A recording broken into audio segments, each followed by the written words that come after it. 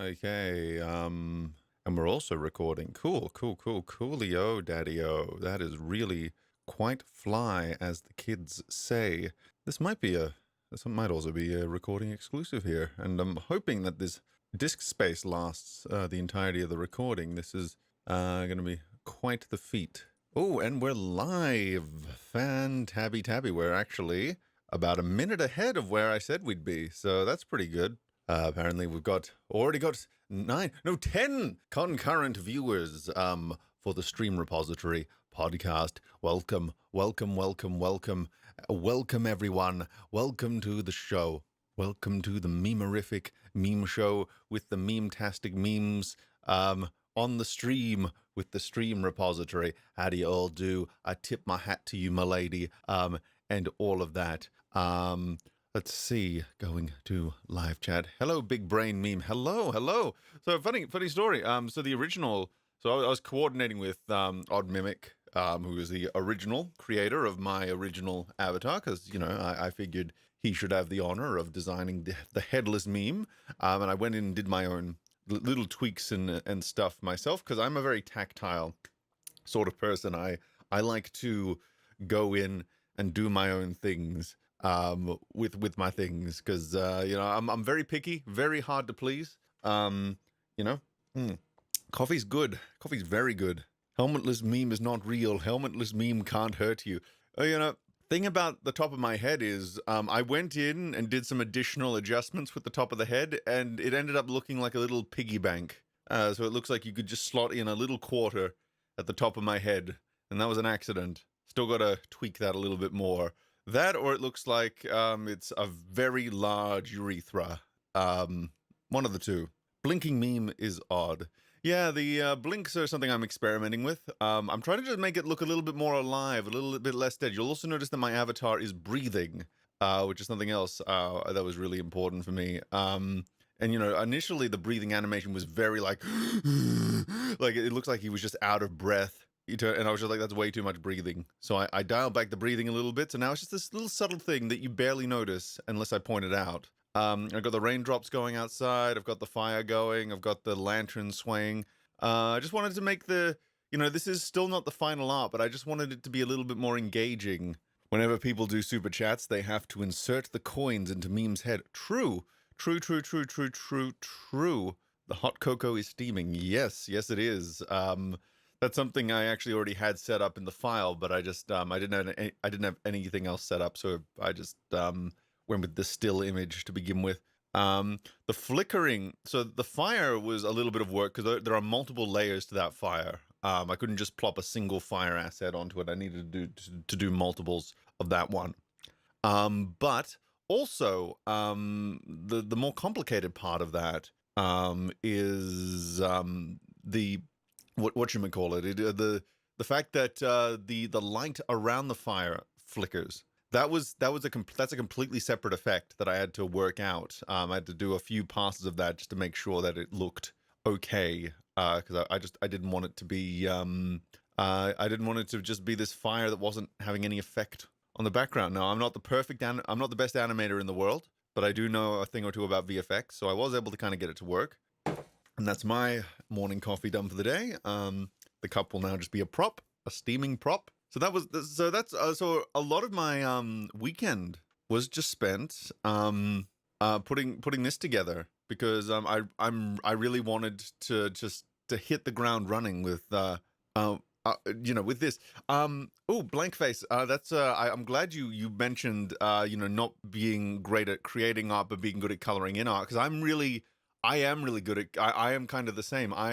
You know, I can't draw something from whole cloth at the moment. I'd like to change that eventually. I would love drawing to be one of the skills to the belt, because that would just make my life a lot easier. Even with this AI art stuff coming out, I would prefer to be able to just draw something, feed that into the AI for some variation, rather than just having the AI do the entire thing, because it's not at the point where I feel comfortable having it be the whole thing. Not because I'm against it morally, but just because it's so imprecise. So eventually I'll release the VOD for that, the standalone clips for the AI discussions that we had, because I think that's very worthwhile. Just looking at the, oh man, I am tight. I was doing so much like stretching and Trying to, it's ironic. I was doing so much limbering up yesterday that I am so tight today, and I didn't have time to stretch properly, so I might be doing that throughout the stream. But what I do need to do is to put this on Twitter just to tell people that I'm live, because, the original post about this back last night might be a little bit buried. So what I got to do is I got to go into, good old view on YouTube. I got to go into the Twitter machine. I got to put the URL into the Twitter machine, and then I can go new live with new art. There we go. I almost put a 1 instead of a explanation point. So I guess we can catch up with news. Well, first things first, before we launch into just some improvised content, because there's been some news this morning that I think is kind of funny. So firstly, for any new viewers, I don't think there are many new viewers viewing, but for those, few new viewers that may or may not be here, maybe someone is new watching the VOD, who knows? So the Stream Repository is a variety show. We can discuss where there are no rules here. We can discuss anything at any time. We can do anything. It is basically just whatever I want to do. It is my own little space. So sometimes we're going to cover a topic and it's going to be ultra well researched and I'm going to have all the references and everything. And sometimes it's just going to be an exploration of a subject in general, without very many things in the way. And that's okay. That's okay. It's whatever I need it to be. It's a place to make mistakes. It's a place to generally just chill out and just have a good time, no matter what. So that is the format we're going for. There might be occasional guests, but they're not going to be they're not a frequent thing. And viewer engagement is like on and off. It's actually been a lot more than I expected it to be for this podcast. I expected it to be a lot more just stick with the notes sort of thing. But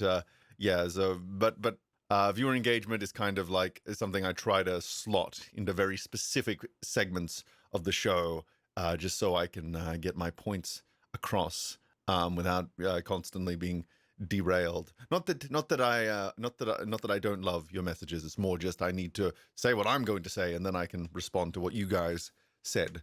And that's kind of it's kind of the best way to do it a lot of the time. So what's our first subject? Well, our first subject isn't actually in my notes. It's just something that came up this morning, which bless you world for helping me to have more content for the stream, especially when I'm coming up a bit short this week on stuff I wanted to do. I had a lot more planned this week, but you might notice a part 1 in the demonetization special thing, and that is because, quite simply, I ran out of time. I thought that I had more notes pre-prepared than I initially did, because there were, I'll put it this way, there were a couple of things that we're going to cover next week that I thought I had already written out a lot of notes for, because I thought maybe I'd turn them into videos at some point. And then I went into the documents for them, and all I had were the links to the things. So I need to actually go back and oh my goodness, I'm so congested right now. Oh my goodness, snorty noises. So I need to now go back and just write up a bunch of stuff, because the two things that we're going to cover next week, which are kind of alluded to in the description a little bit, they need a little bit more time to marinate, because I don't want to just rush into them. So I figure quality over quantity.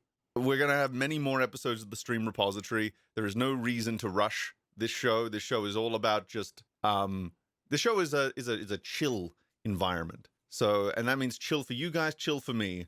So that means, I'm putting a lot of work into the show right now, but the way I'm trying to set it up, and there's probably a bit of irony here, is that I'm trying to set it up so the show can be great with very little work at all. So that we can just come on every week, have a good time, very minimal prep. Which means in these early weeks, I'm having to do a lot of prep, a lot of thinking, just a lot of settling into the format. Because, my instinct is usually I need to put in 110% all the time, every day, all day. And I think that's a great instinct. But that's not what this show is meant to be. It's meant to be it's supposed to just be something that allows a lot of things to be done in a very casual sort of way. This is kind of like a little casual thing.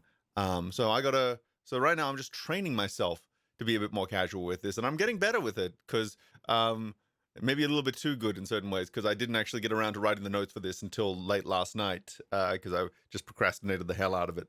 But at the same time, I'm also putting a lot of effort into the VODs and the clips, and most of my time over the last week or so has been spent putting this animation together, because I've just been trying to get it right, and I'm probably going to continue to tweak this background until we have a placeholder here that I'm happy with, until the final art comes in. Yeah, it's an ongoing thing, and I'm very happy with how things have been going. I've been very happy with the feedback that has been going on, and I'm very happy that this has been resonating with people. I've been getting a lot of I've been getting some lovely comments on the VOD for the first ADHD discussion. I really appreciated those. I really appreciate just a lot of the lovely feedback that I've been getting in general. It tells me that I'm on the right path, that there is an appeal to this show, to this format. And now that we have oh, hey, hello, Simon. How do you do? Oh, and I am so rude. I haven't been saying hello to chat. Maniacal foreigner, no pants baby, fucking kunt, good old member there. But of course, all of you are members. I should start calling you members, shouldn't I? All my members. I don't actually have a tier called member because I didn't think of it at the time, but it does fit. You know, I love you all. Makoshi, Maglathon, all the people, all the time, in all the ways that are all the excitements. Memberberries, yes, yep, Bilbo. You know, familiar and new faces alike. Maybe there aren't any new faces here. Maybe it's just sometimes, you know, some people, you know, they stick out in your brain because maybe they're around slightly more than others, and then when someone crosses a certain threshold, right, they become more of a standout in your brain, and then you notice them for the first time. It's like, it's weird how perception works. You know, it's something it's one of my many interests. Wow, the ADHD guy just jumps from a huge interest to huge interest. I know we're shocked. We're shocked. You cannot escape meme. I know. And I wouldn't want to escape for the world. So first thing is not actually anything in my notes.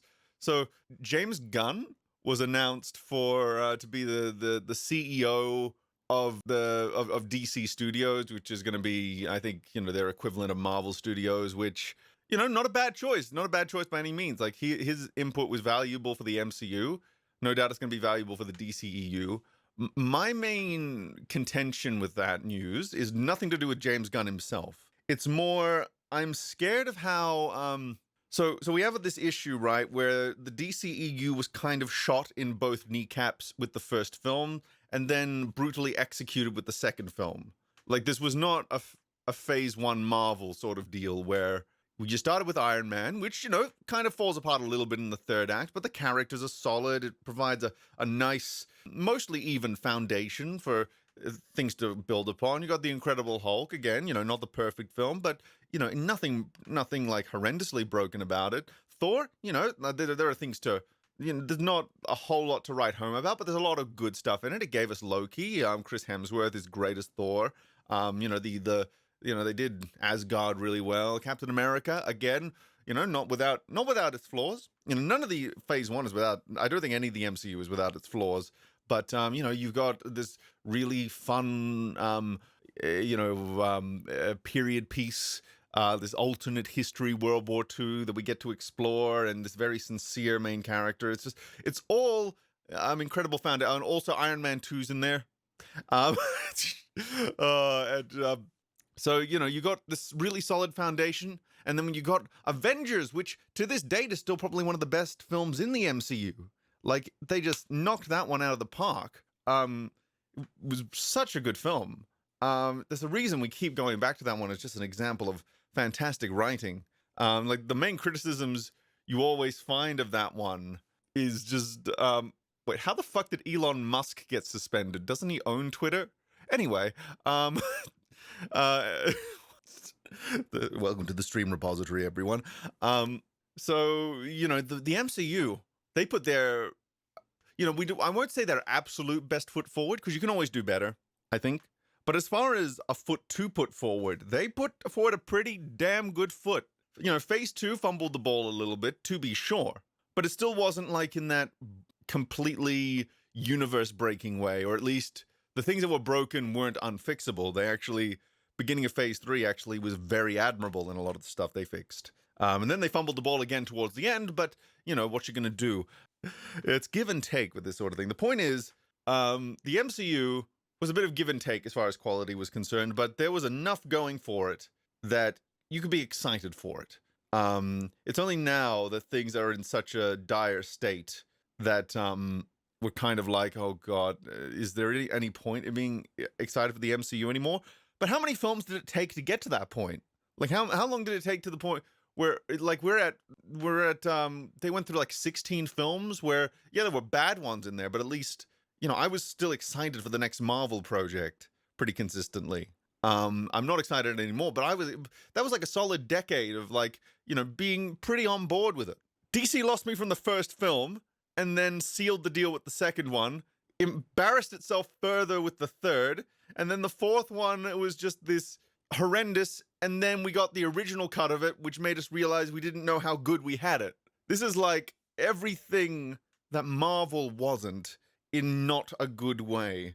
Like, they weren't embracing what was unique about these characters. They weren't embracing the strengths of the shared universe. They were instead, they were so determined to have the image of a shared universe. They were looking at Avengers. They went, oh, we got to have a team of superheroes that are technically different IPs. Well, how about we introduce them all at once, and then maybe we can give them solo films later on.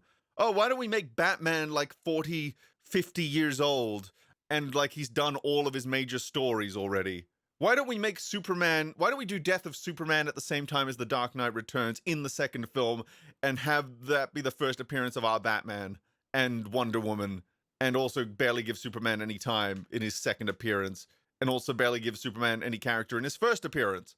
You see the problem here? You see, there's a lot of hype going around right now about how DC is saved. DC is going to be salvaged by the great, well, for some reason it's going to be salvaged by The Rock, by Dwayne Johnson, and then James Gunn is also going to. And the thing is, right, I don't really have faith that Dwayne Johnson is going to salvage it. Like, he's a very entertaining performer, and, you know, as far as I can see, he's probably also a good businessman. I have not seen any evidence that he is, you know, the quality storyteller that we need to shepherd the DC EU into the new age. And James Gunn, he might be that person. But here's the problem, right? James Gunn would be, you know who else would have been that person? Joss Whedon. Now, say what you want about the man, but he's an incredible writer. But we saw what happened with Joss Whedon when he was given the task of fixing the DCEU when there were only 3 films in the universe. He had to come in like midway through the 4th one and try to salvage that. Now, we have a much larger scale problem where the universe now has more films in it, but what do we have? One good film and another one that kind of has a lot of heart, referring to Shazam, and even the one I would consider, like, you know, the Suicide Squad. I call it good, but I would say it's more a net positive because there's still a lot of problems with that film. Like, remember, I gave it a 4 out of 10 or a 4.5, or was it a 4 or a 5 I gave it? I can't remember. The point is, like, I acknowledge that film has got a lot of problems on its own. I still haven't watched Peacemaker, so maybe that one's good as well. I don't know. The point is that we have a situation here where you can bring in the best talent. You know, you can bring in people who really know the comics. You can bring in people who just know what good storytelling is. You can bring in people who are a mixture of both. You can bring in a whole team. None of that's going to matter unless you just give it a hard reboot, I think. Because let's think about what's broken here. Let's think about what we've already lost. Batman, you can do fuck all with him right now because all of his stories are gone. Like, you've got some old man Batman stories you could tell, maybe, that could have some flashbacks, maybe, but, like, you're not going to get to see him rise from, like, his earlier days into a more mature superhero. That's gone. You're not going to see him be able to adopt the Robins. That's gone. You know, Superman, fucking Jesse Eisenberg, Lex Luthor, that on its own kills it, unless you recast. Like, the way I would fix that, and I don't think they're going to do it, the way I would fix that is, you would have it be that, you would really lean into the angle that he's Lex Luthor Jr., and then you would introduce Lex Luthor Sr., who is an older man, who is much more like the Lex Luthor we know. That would be a way you could salvage that. But I don't think they're going to do that. Prove me wrong. But then there's a lot of other stuff that's broken. We already had Man of Steel, which had him be incredibly irresponsible. It assassinated the Kents. Like, I don't want anything from the Kents from this universe, which is bad because I love the Kents. He is so, like, rooted in his alien origins that he's not interesting. He's not human. And I'm not saying you couldn't salvage that version of Superman if you really, really tried, but we're kind of at a point where it's like, why are we trying to salvage this when we could just hit the reset button? Why are we trying to get something out of this? Like Aquaman, Jason Momoa. Why is Jason Momoa Aquaman? That's all I can say about that. Also, the Aquaman movie's not great. You know, Wonder Woman is Gal Gadot. And then also you got 84 in this universe, and the first one, which also has issues, a lot of them. And, you know, the Jared Leto's Joker. This is, guys, I know that people want to be excited about DC. I want to be excited about DC. I really, really do. I don't take any pride. I don't make it a point to be cynical. You know how hard I tried to justify Man of Steel when it came out? Like, I came out of that showing with a smile on my face because I was in hardcore denial mode because I really wanted to like that film, because I wanted that to be the film that showed everyone what Superman could be, and it didn't. It just made him worse. We were less for having that film, and then we were again less for having BVS. Like, this is not a universe worth salvaging. DC is worth salvaging, to be sure. Its characters are worth salvaging, to be sure. The idea of a shared universe with all of them? Absolutely. The Henry Cavill's casting? Yes. Yes, that is worth salvaging. I don't think there's much else worth salvaging, though. Maybe the Suicide Squad, you could, like, have that be in, like, either timeline. Like, the actress who plays Amanda Waller, I forget her name, she's really good. I would keep her. I'm just trying to think of, you know, all the Peacemaker guys, they can stay. You know, Amy Adams, I could take or leave as Lois Lane. You know, she was given like such shit material to work with. I can't really judge her. Michael Shannon was good as Zod for the most part. It's just, again, he's not really given much to work with. He was very funny though. I don't think I would want to replace him. He's such a gem, that man. But you know, I can't live without On a Farm. But yeah, I guess what I'm trying to say is, yeah, the Suicide Squad was a mixed bag. Exactly. We need a clean slate. It's not enough to do, because I keep hearing the words soft reboot thrown around. I keep hearing those words thrown around. We don't need a soft reboot. We need everything to go. Like, we can keep certain superficial elements. Again, Henry Cavill, keep him, sure, but make it clear that it's not the same version of Superman. Like, look, you've got, because you do have precedent in certain other media, like what's his name who played, I'm gonna just look it up very quickly. So you've got what's his name, Hiroyuki Tagawa. I probably just butchered the pronunciation, but you got Cary Hiroyuki, who played Shang Tsung in the original Mortal Kombat, and then he played him again in Mortal Kombat Rebirth, a completely different continuity, and then he played him again in MK11. They keep bringing him back because he's pretty definitive as Shang Tsung, right? So I could see that being the same for Henry Cavill, but I would never want Henry Cavill to reprise his role as DCEU Superman. I would want to give him a brand new universe to play with, brand new opportunities, you know, second chances to do things. And we're not getting that from this universe. This is a tainted universe. I never want to revisit it. Like, I didn't want to go back to it after Man of Steel. I especially didn't want to go back to it after BVS. I think after Man of Steel, there was wiggle room to salvage it a little bit, I think. There was still a lot of stuff ruined, but you had opportunities still present. Like, the world was still, the oyster was shutting, but you could still crowbar it out there to make the world your oyster again. You can't do that anymore. The oyster is shut. The world is no longer your oyster. It is just this clamped, closed thing that you can just draw pretty pictures on. This is not going to work. And that's why I'm worried about James Gunn. I'm worried about what's going to happen with his reputation if he can't pull a miracle out of his ass and somehow salvage this thing and make it really good. Because I think we're past the point where that's possible, or at least past the point where that's going to be worthwhile. Like, yeah, there's a lot of characters that haven't been touched. So I think you could do a lot of good standalone stories to be sure. But like, as far as let's think about this. The best stuff that come out of this universe has not starred the main DC people. The Trinity is fucked. The Justice League is fucked. A lot of the things associated with them are fucked. It's all fucked because they fucked it so hard in the beginning. And there just comes a point where it's like, why bother? Why bother with this version? Just fucking clear it. Don't even bother with an in-universe explanation. Just fucking scrap it. You're already doing stuff out of universe. Like you did the Batman, you did Joker. Those weren't in continuity with your DCEU. So why bother keeping that if you're willing to if you already are so constrained by this universe that you're having to do solo projects just to do this stuff? If you're having to have multiple concurrent universes going because the one you built was so broken from day one, why bother? Why fucking bother? You know, I'm not hearing the best things about Black Adam either, so that thing that was meant to save the DCEU is clearly not working. I've heard people are cooming in their pants over Henry Cavill in a post-credit scene, or a mid-credit scene. I don't know which one it is, but it's like, it's still the same version. Sure, he has the spit curl now, but that's very superficial, and even then, like, they seem to have fixed his costume a tiny bit, but he's still got the ugly, like, Henry Cavill's costume looks like Play-Doh. It looks like, I've actually seen it in person. They had it at a con. It looks like Play-Doh. It looks like I could mess it up by touching it too hard. And it looks overly textured. It's even less saturated in real life. It's actually almost black in real life. Like, they made it more colorful in Black Adam, but the very original one, it was almost black. Like, it's not actually that much of a shift in Zack Snyder's Justice League when it turns fully black. So that costume alone, you know, you can replace the costume, to be sure. You can replace that costume, you can give him the spit curl, you can give him the trunks, you can give him the John Williams theme. That's not going to change what's already happened. It's not going to change the things that are already dead. The things that need to be fixed aren't skin deep.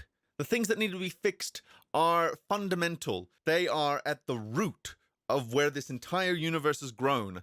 And there is nothing you can do except for a reboot. A proper, hard reboot that just tosses everything away, keeps the superficial stuff that works, and starts over fresh.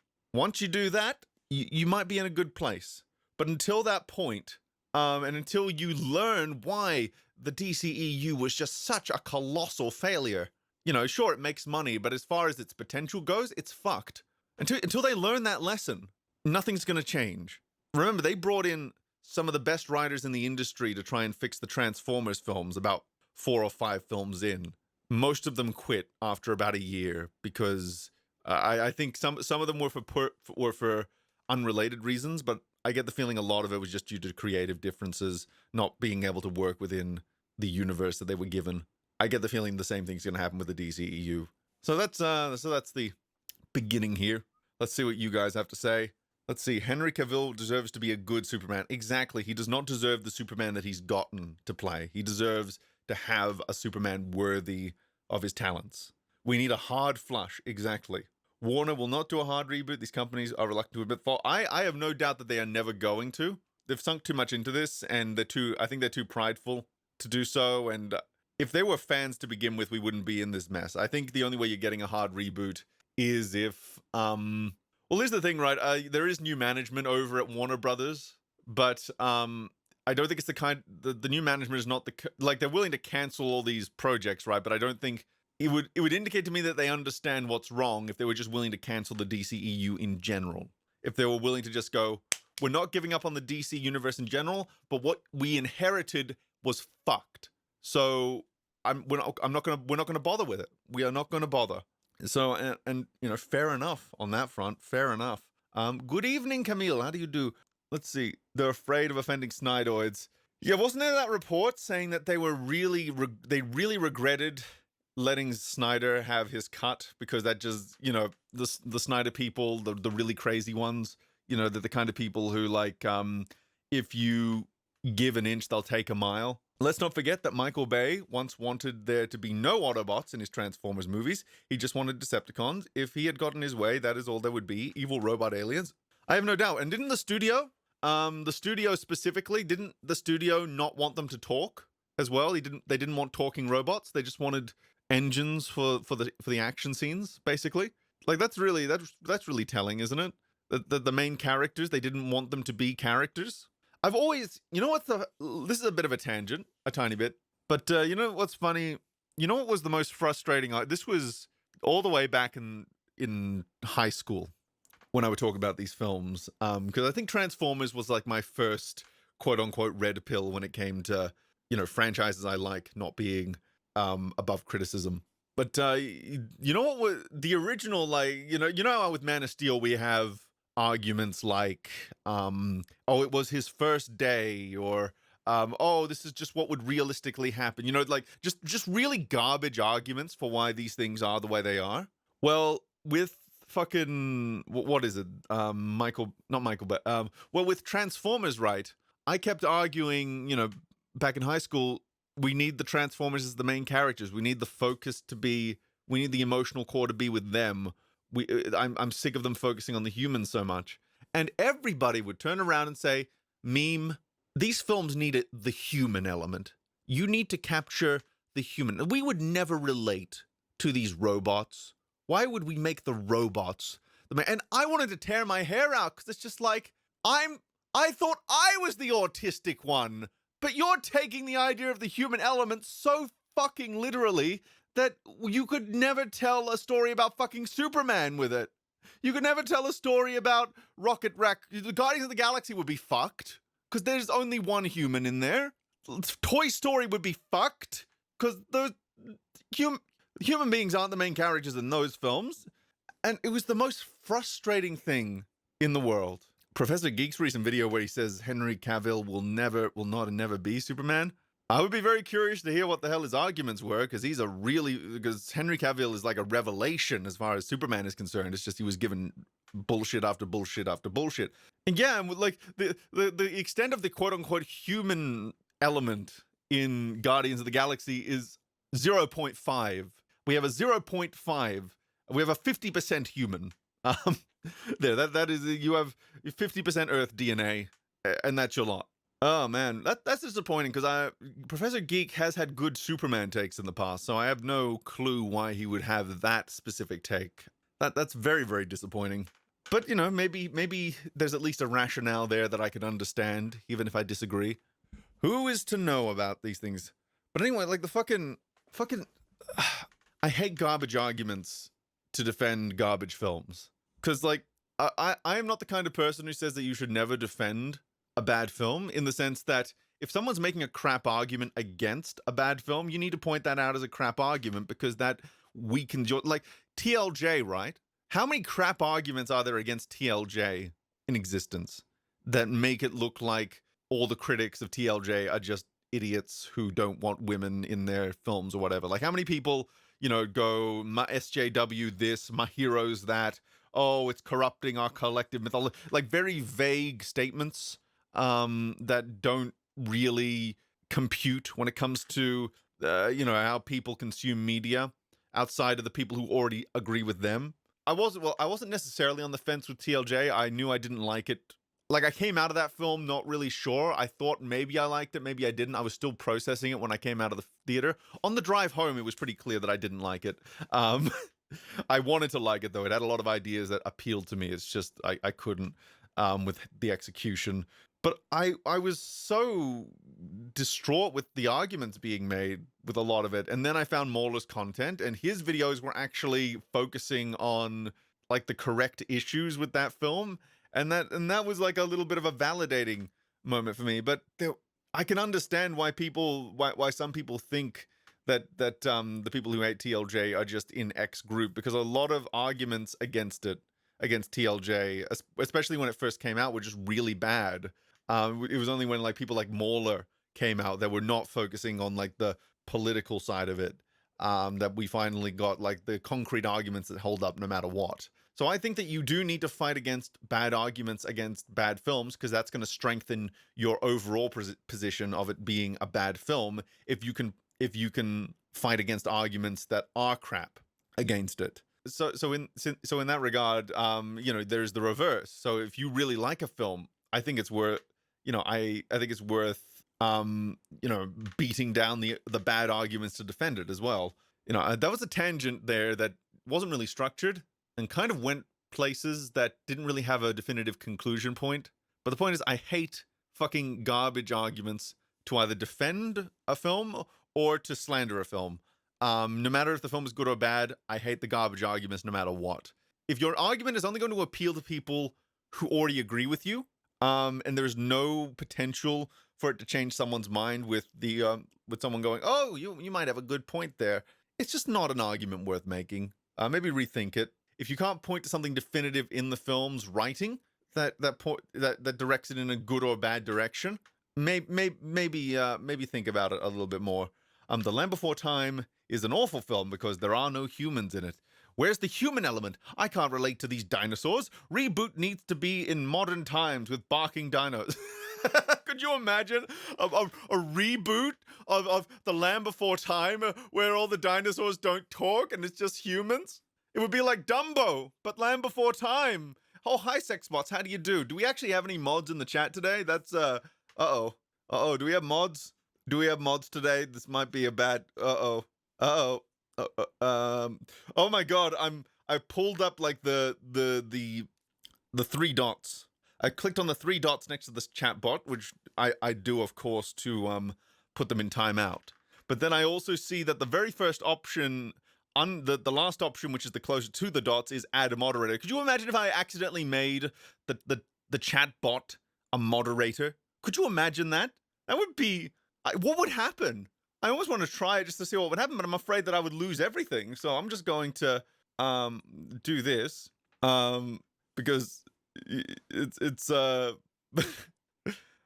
god, oh that would be a funny thing. That would make for a great clip at the very least. Just making the sex bot the admin. Could you imagine? Could you imagine? Imagine there's no heaven. It's easy if you try. No hell below us, above us, only sky.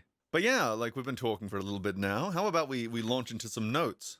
So why is this called the Demonetisation Special? Well, it's because I have a build-up. I have a build-up of notes, right? There are some saucy ones in there. There are some saucy, there's some saucy ones, and there are some controversial ones. There are some really dark ones. And again, I'm not going to be able to get through all of it today because I ran out of time to coagulate my notes.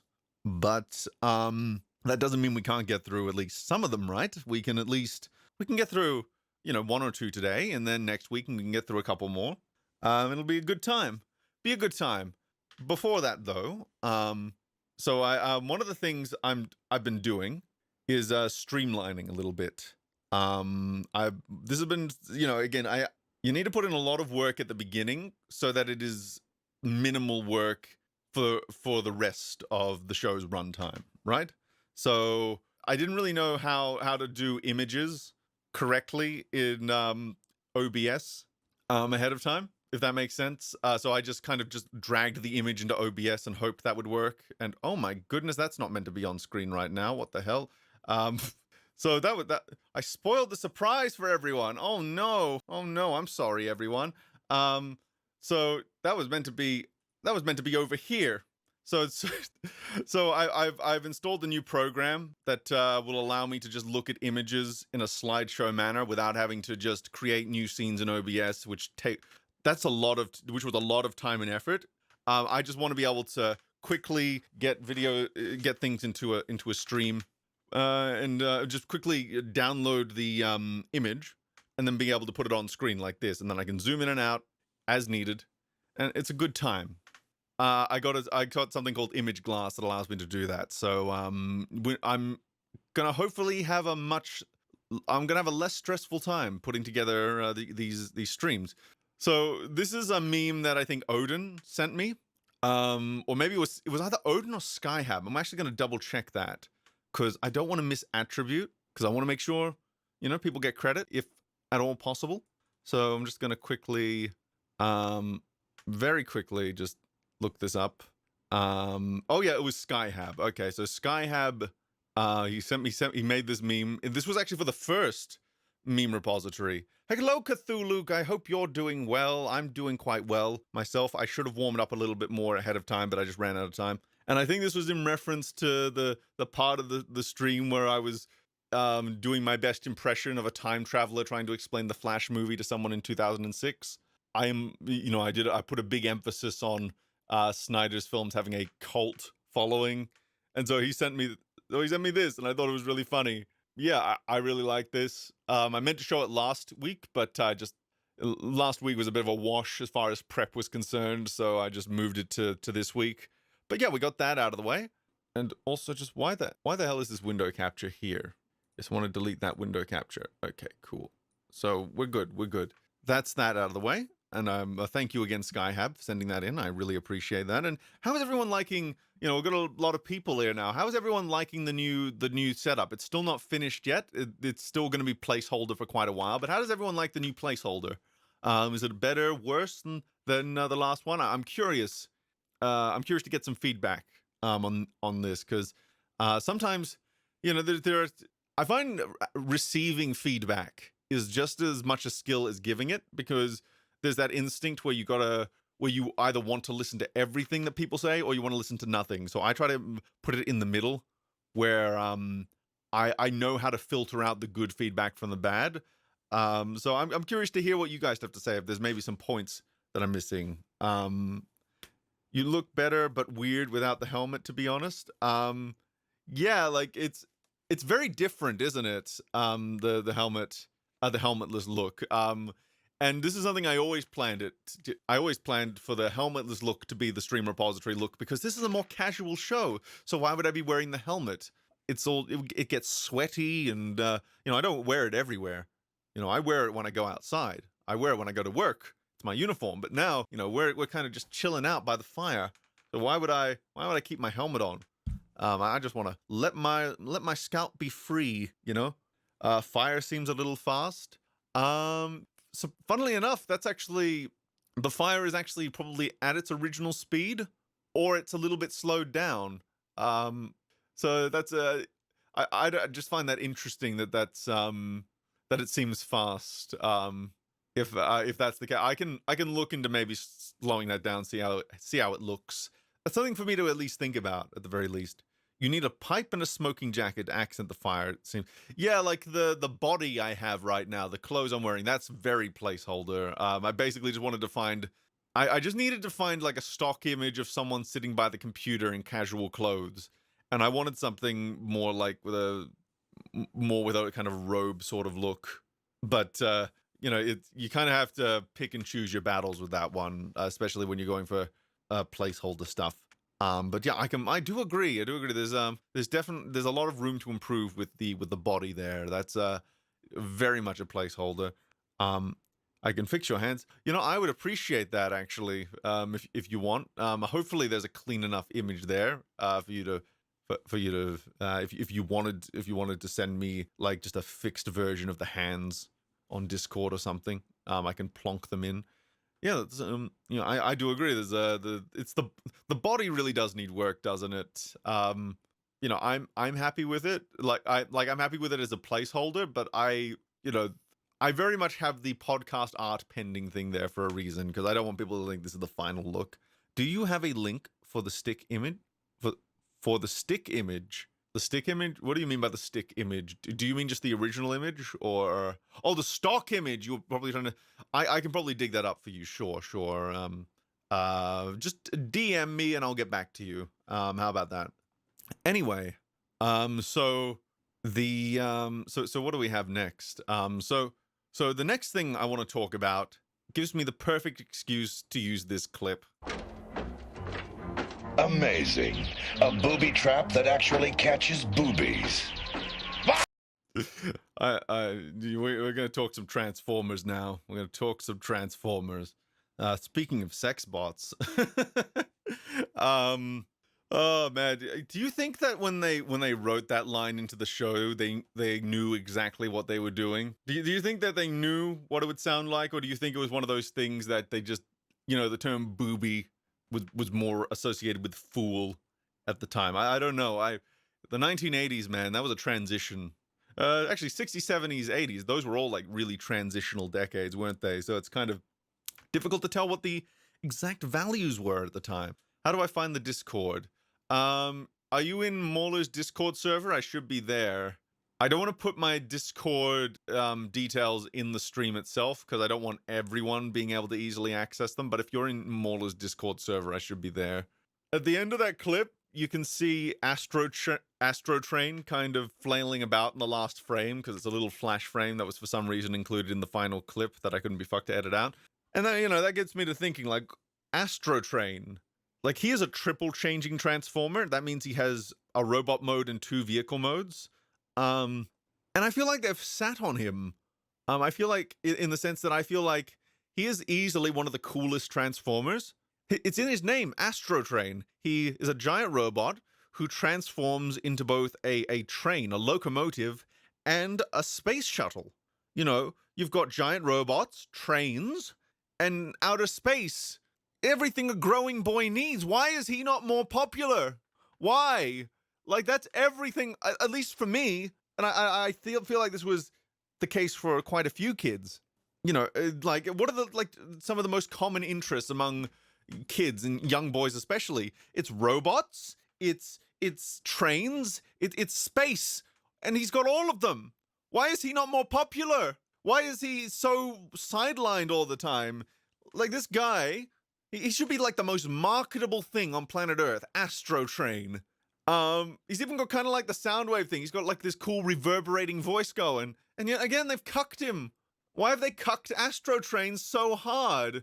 Like, Blitzwing always seems like the more popular one. He transforms into both. He's a triple changer that turns into both a tank and a jet fighter. But I feel like that's nowhere near as unique as a fucking train and a space shuttle. He rides on the train tracks and then he transforms into a space shuttle and flies away, and then he can transform back into a robot. That's fucking awesome. What the fuck? I need it. I need more Astrotrain in my life. I really do. I've heard like arguments like it would be too difficult to do in live action, which, I'm not really talking about the films as much as I'm talking about the general neglect of him in the franchise in general. I think one of the things that doesn't help is that in the G1 cartoon, he was introduced in that era where they kind of stopped introducing characters properly for the most part. Like, they would still do it occasionally, but he just kind of popped out of nowhere. He was just kind of there in one episode, and they just kind of treated it like it was no big thing. So he didn't really get a proper introduction. He didn't get many episodes in the spotlight in the original. I think you had Triple Takeover, and that's it. And he had a small part in the film, and a smaller part in season 3, and that was your lot. But I feel like, there's opportunity for him to be like one of the bigger characters because of if only because of his gimmick alone. But they're just not taking it. They're not taking advantage of it, and it's really disappointing. It's really, really disappointing. But we're not here to talk about. But we're not here to talk about the cucking of Astrotrain. That's just something that's been on my mind recently because I really like Astrotrain and I want more of him. Like, as soon as I saw him, like in the opening for season 2, and as soon as I saw him, and especially when I saw him in Transformers the movie, I was just like, I want to know more about this guy. I want to know more about Astrotrain, and I didn't really get it. But yeah, we're not talking about Astrotrain. I just wanted to mention him at the very beginning because it's funny. So I recently finished rewatching Transformers Animated, and it's a really, and if you're wondering how it holds up, it's a really enjoyable show. It's a show with plenty of issues, to be sure. Like, the Allspark key is just downright broken. It's a key that can do anything. It can resurrect Transformers without any issue. It's got very few limitations. And they very rightfully wrote it out in season 3 because that thing is ridiculous. So I'm not a big fan of the Allspark key, but I really like the characters. I really like how it's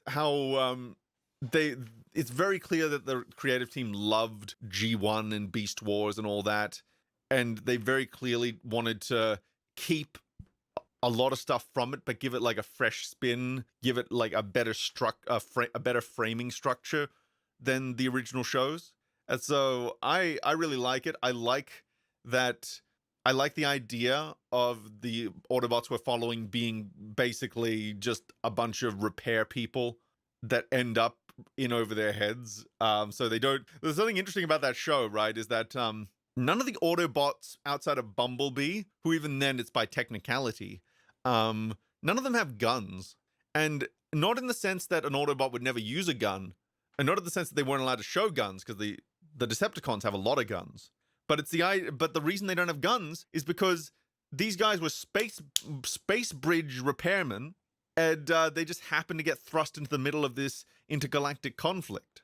And they're much more superhero so as a result, they become much more superhero-like in the way that they fight, because they're repurposing their mining tools into weapons. The way I describe Prime is not Prime, animated, as far as like its overall premise is concerned, like not going by execution of certain ideas, but just kind of how it approaches the idea of a reboot, an adaptation. Like, it's kind of a bit of both.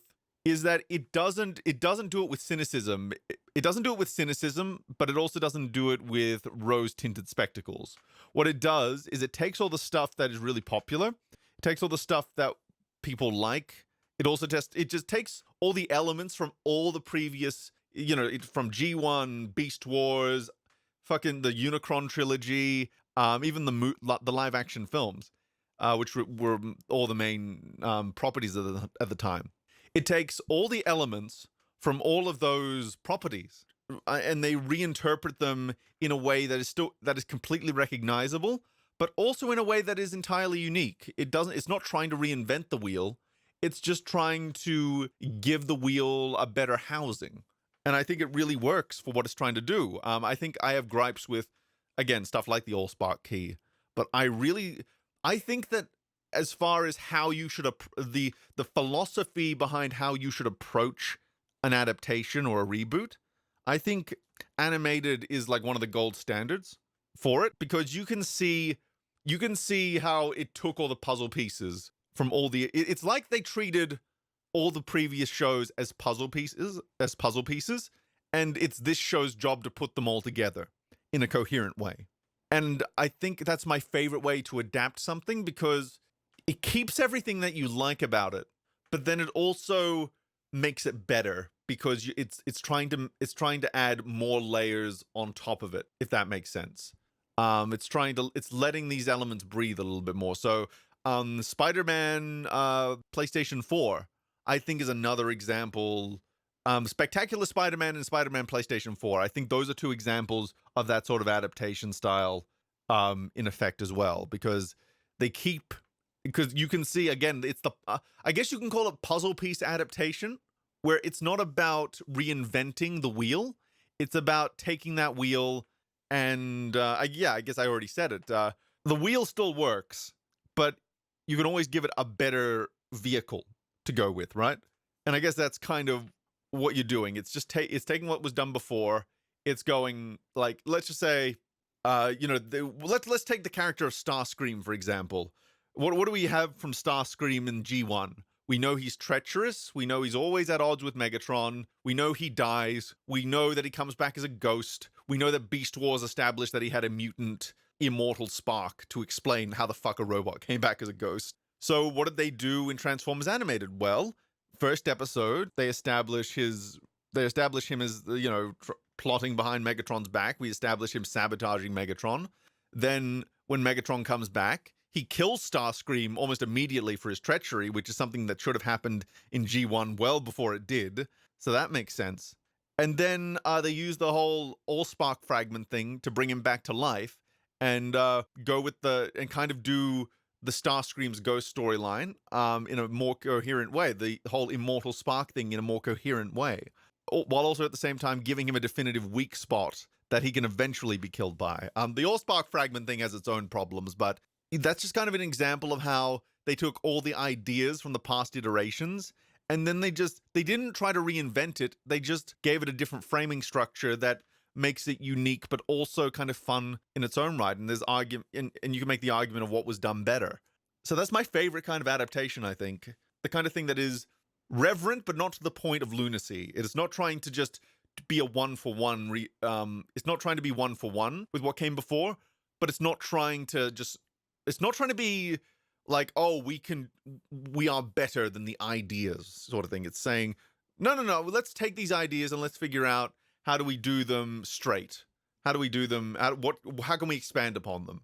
And, the Spider-Man PS4 was a little bit the same, because it was like, how do we get, Doc Ock's origin in that game was like really well done. You get to see how all the different pieces come together for that one.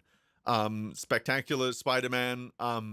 You have all the different pieces from all these decades of comics. How do we slot them together in a coherent way that gives us all the iconography of Spider-Man, but also gives it a coherent framing structure within this show?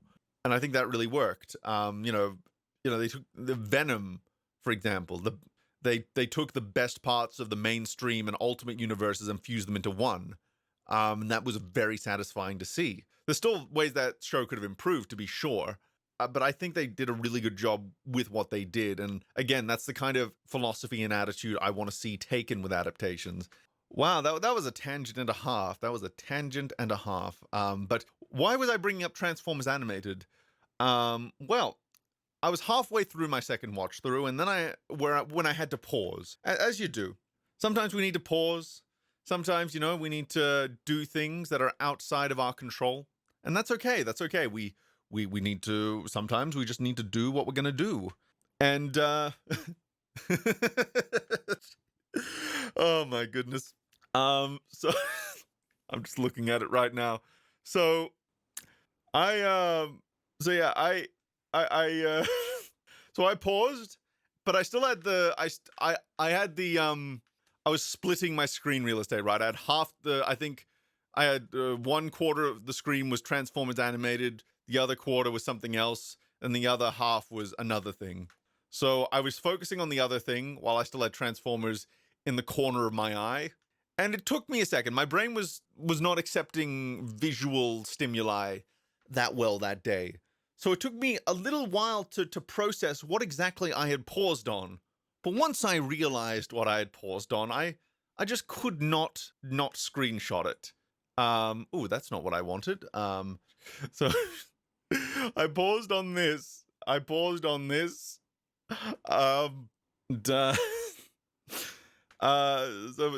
the Bumblebee and Optimus going for the Neil Druckmann Award. What I love about this is Optimus is very clearly into it, judging by his mouth shape. But Bumblebee, he's less than impressed.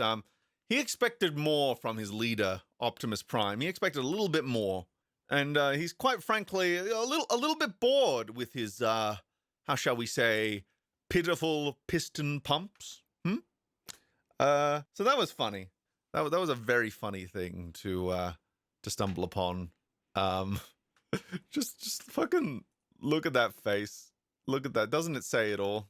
Doesn't that just? Meanwhile, it's just like, oh, I'm so horny right now. I'm so into this. Oh man, just finish already. It's so funny. It is so funny. Toptimus Prime and Bumblebottom, or maybe Bottombee. I don't know. Either one works, I think. Toptimus Prime and Bumblebottom.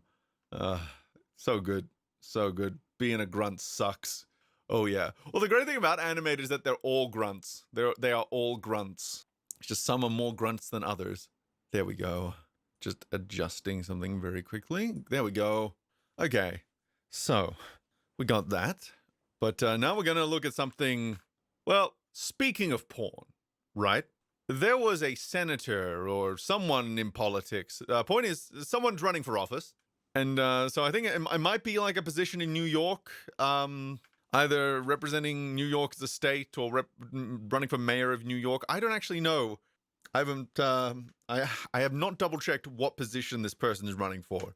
But what I want to highlight is that one of his policies revolved around sex positivity and, sex workers, giving them an even shot, and not, destigmatizing sex work, all of that.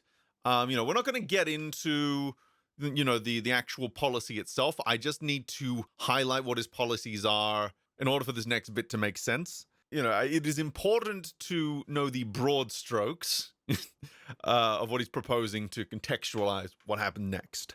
So you see, as part of his election campaign, he decided to upload a sex tape of himself to Pornhub.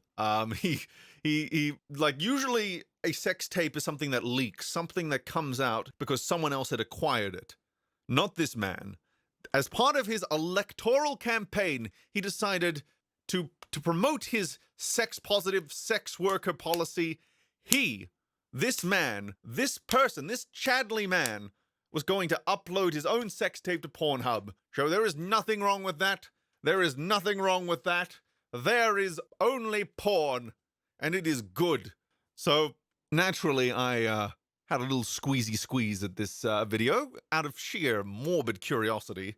And it's nothing too freaky deaky. It's pretty standard intercourse. It's what you would expect. You know, an older gentleman has sex with a much younger woman, actually. Might have been, I don't know if she was hired for the video or not, or if they were just sex, or if they were fuck buddies to begin with. But the point is, he uploaded that to Pornhub, and look, he could have uploaded it anywhere, but I understand why he uploaded it to Pornhub, because that's like the big sex site, right? That's like it's got the biggest market share. It's got the most eyeballs on you, right? So if you're going to use it as part of your election campaign, sure, put it on Pornhub. The consequence of that, however, is that it means that he's put himself at the mercy of what is quite possibly the greatest comment section on the internet. Like YouTube comments, fuck that off. Twitter replies, fuck that off harder. Facebook, Instagram, fuck them all. Pornhub comments, my dear viewer. Pornhub comments. This is where the real shit is. And it is my absolute privilege today to share with you the comments under this senator's or senator-to-be's sex tape. So let us take a look. Let us thrust ourselves in, balls deep, into the comments section and see exactly what his awaiting public had to say about this stunt. Okay, so first comment from one CSGNYC. Now, you know, pretty tame username. Let's see. Having watched the video, I now know your positions. Where do you stand on monetary policy? That's pretty valid question. You know, I think it's important to ask these questions, and I do agree. Like a sex tape is a good way to know someone's positions on things. I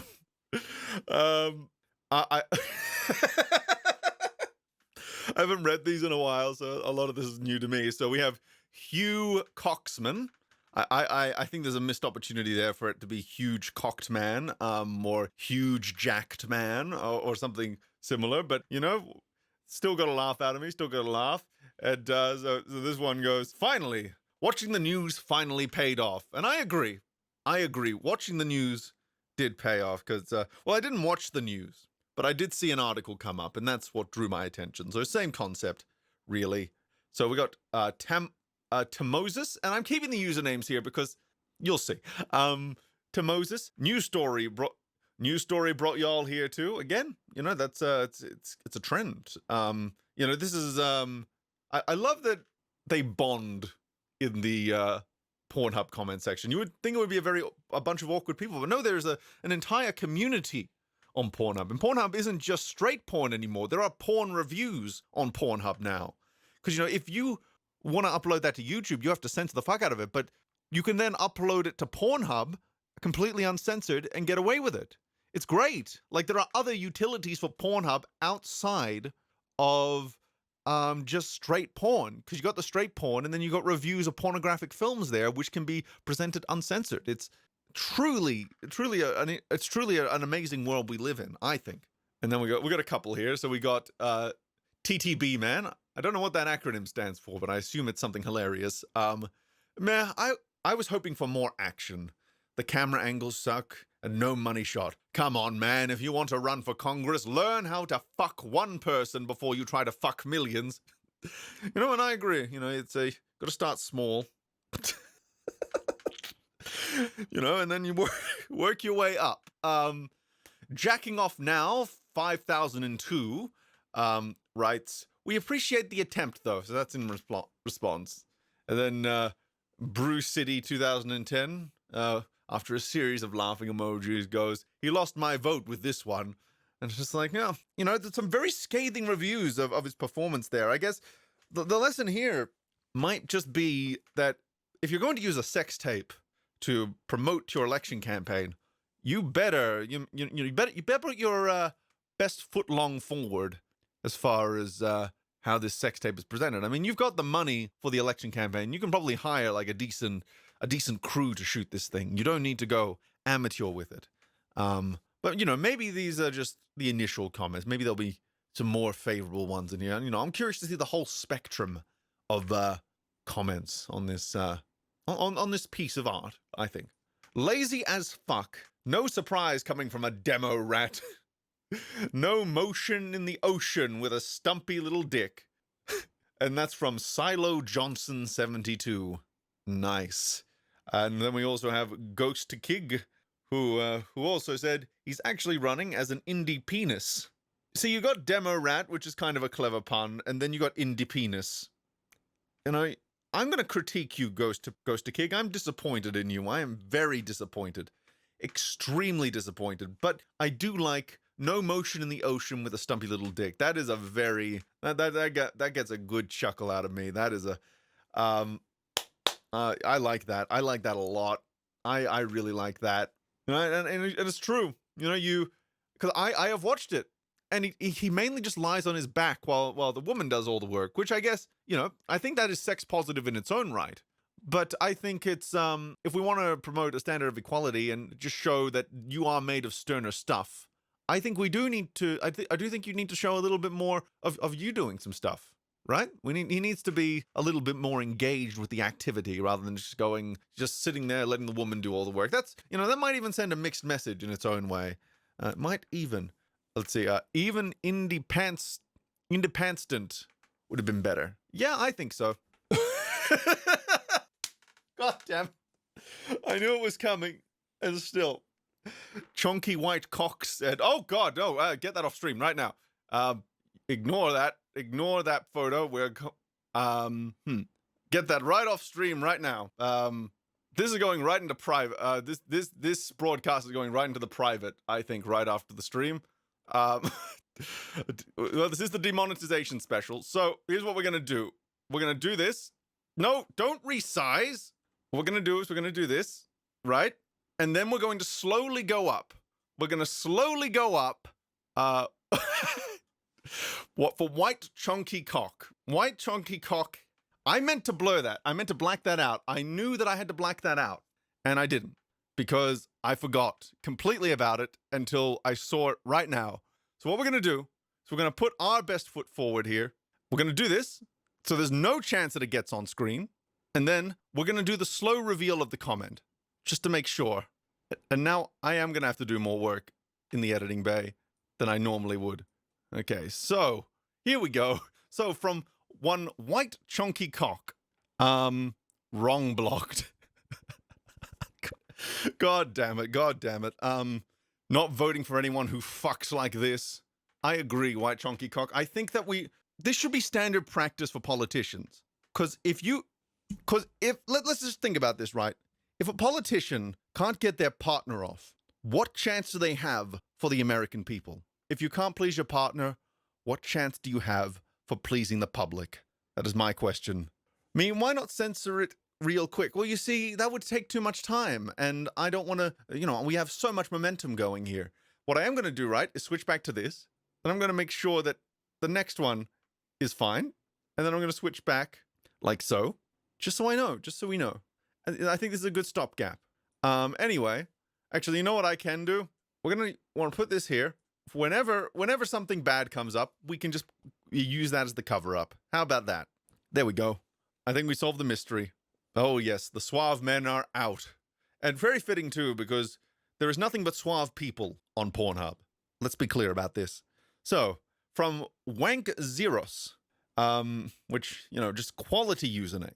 Want to experience the same disappointment this woman is feeling from having to fuck this man? Then check out my music. I can't promise you'll enjoy it, but I can say it certainly fucks harder than he does. Well, I guess that. And you know what?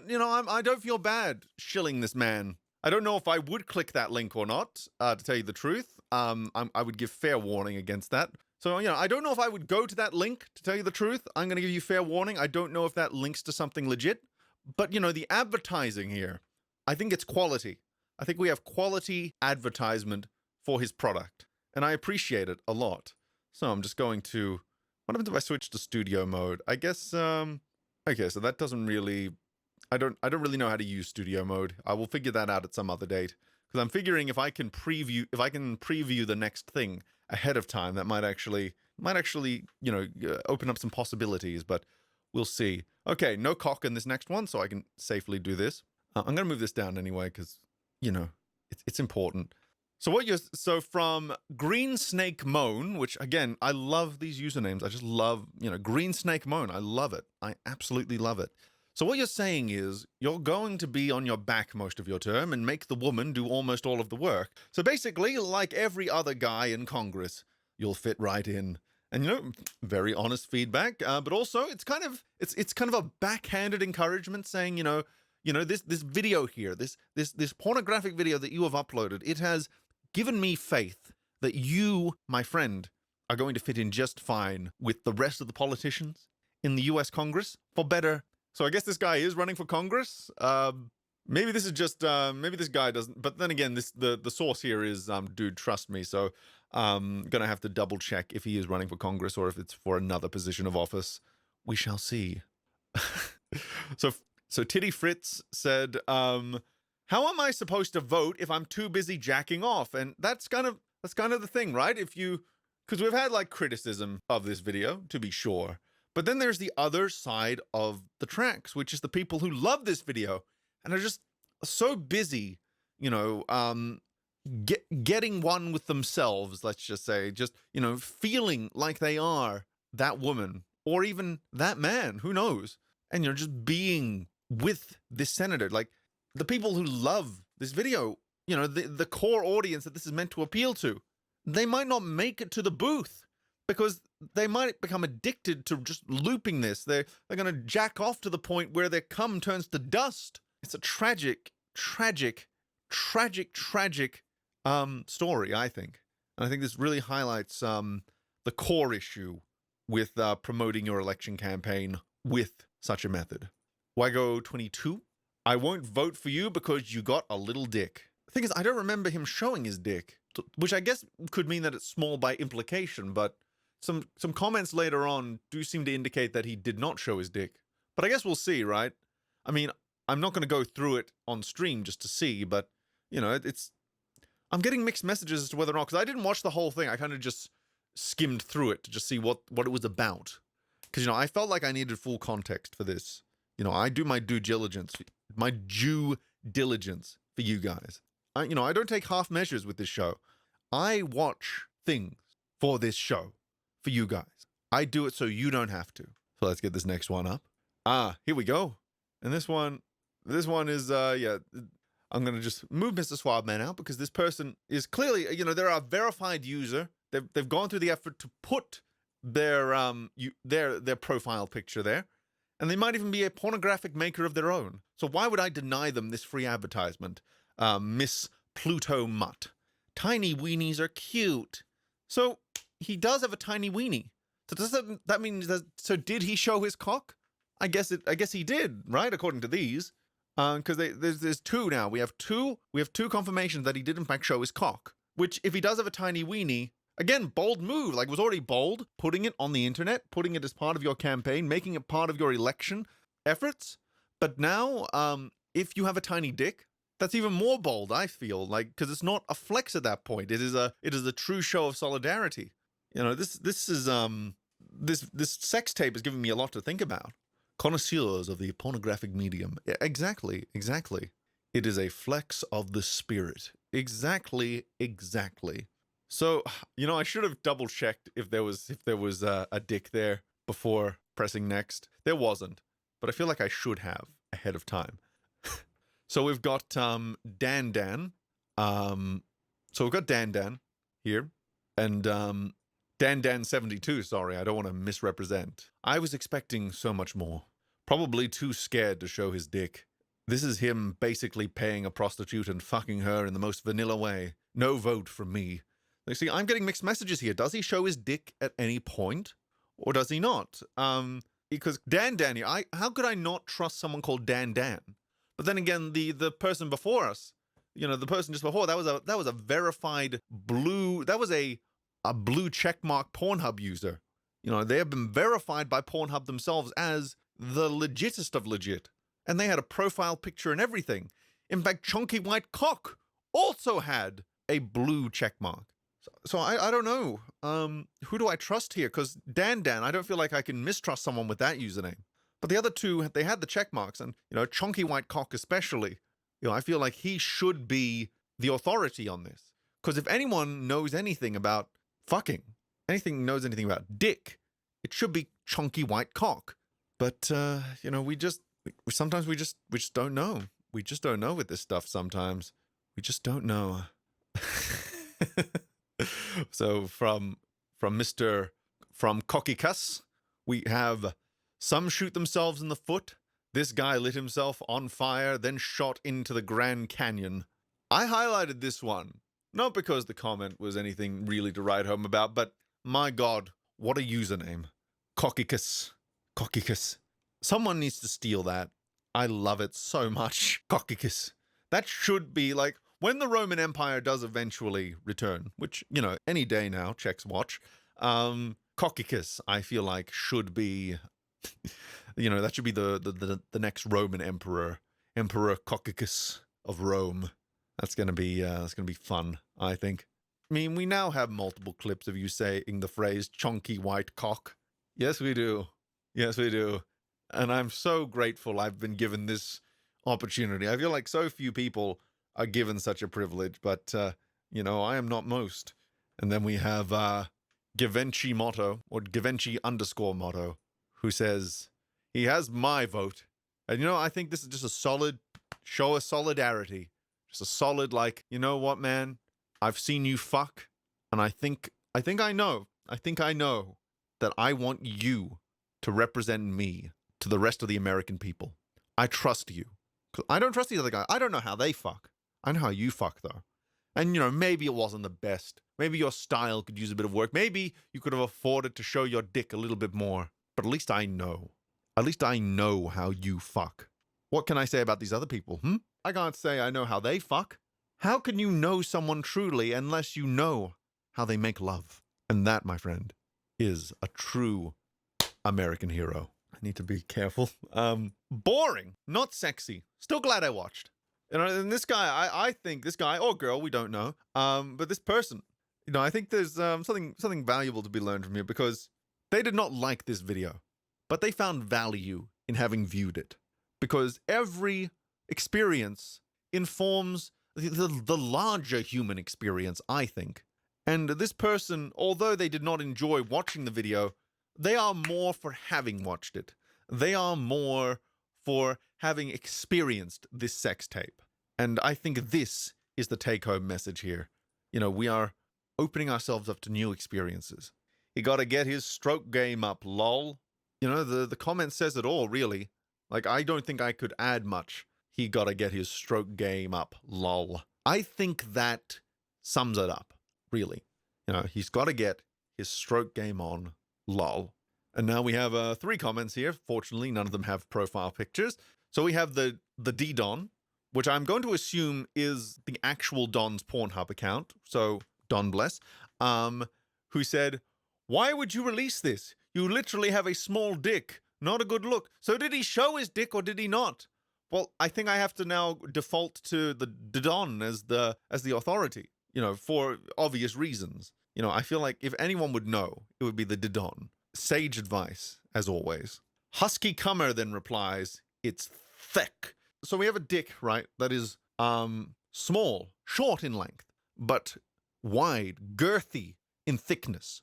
So I don't know, is that, it does raise the million-dollar question, is girth or length ultimately the more valuable characteristic when it comes to dick size? And it's not about having the biggest or the girthiest dick, it's about having a dick that is just the right size. So would a shorter but girthier dick be preferable to a dick that is longer but thinner? I don't know. Never had a dick inside me before, to tell you the truth. I have been a giver of such things many times, but a receiver, not so much. So, I've heard feedback from a few women saying that You know, they have been with men whose dicks are too big, and also men whose dicks are too small.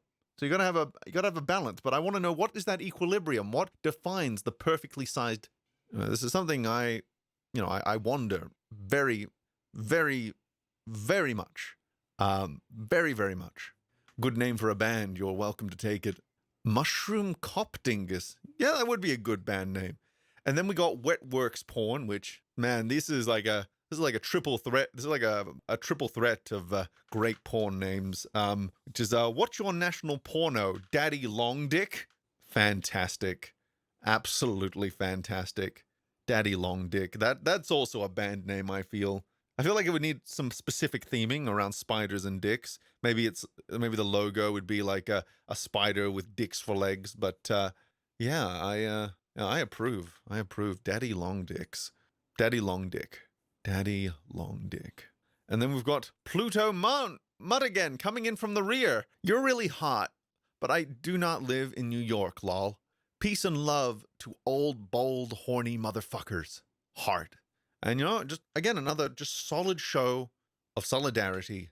You know, all the peace and love, all the good vibes to the old, bold, horny motherfuckers. Peace and love and kindness and happiness for all time. So this next one is from a user called Grip Strength, which, again, fucking solid. Absolutely solid. And he writes, if you're going to put in the amount of work and effort he did in this video, then he's not getting my vote. Lol. Should have popped a blue boy. You look like an old man. Don't mean you gotta fuck like one. And, you know, just again, a very solid, very honest feedback. How you fuck is a representation of how you will make love to the American people. How you will treat them with dignity and kindness. And if you can't even muster up the chubby chub for the prosty shrub, this attempt at rhyming has failed. How can the American people trust your chubby chub with them? Solid thinks for stinky stinks. American people, God bless. And then from big brain Dwight Main, I love America. And, you know, yeah. You know, I think something like this is very patriotic. You know, it is a moment, at least in American history, that will not be forgotten anytime soon. USA, USA, USA. And then from Suburban Pervert, wow, that is an amazing username. We have Giga Chad. You know, we have you know, there's been some very mixed responses to this video. I'm not really a connoisseur of such things, so it's interesting to see the more experienced pornographic users giving their perspective on it, I think. And, you know, someone called Suburban Pervert, I feel like he at least has some authority on the issue. I want him to fight the Dodon and see what happens. Hello, Austin Woods. We are reading porn comments. And then we we have Lusty Snowman. I think there's a missed opportunity here in not calling him Lusty the Snowman. Lusty the Snowman, he had a massive dick. His cock was cold, but his technique bold. Cocky, Lusty the Snowman.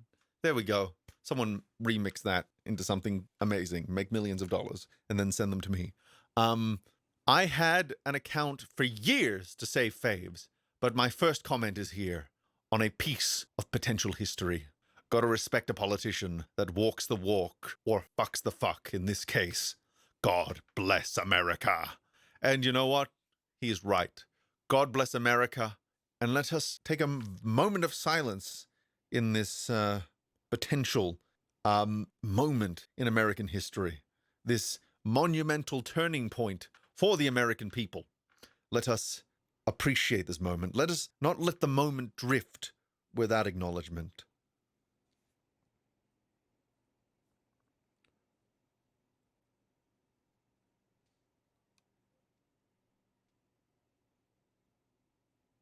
Ah, beautiful. Absolutely beautiful. And now we go to Dope 620 with horrible, but he got some nice balls. And you know what? I like this guy because he's honest. He's honest. he's not saying it's all good or all bad. He's acknowledging the gray in between. He's saying that overall, pretty bad, but the silver lining here is that this man, this politician, he's got some great balls. And you know what comes from balls? The seed. The seed. So although the execution, the overall presentation of this sex tape is not great, the seed of greatness is there. And to represent his election campaign, you know, sometimes you don't need to be the strongest candidate out of the gate. Sometimes all you need is the seed of greatness to flourish. The seed of freedom. And now from Watch Out 91. His balls are fat. I can fit him in my mouth.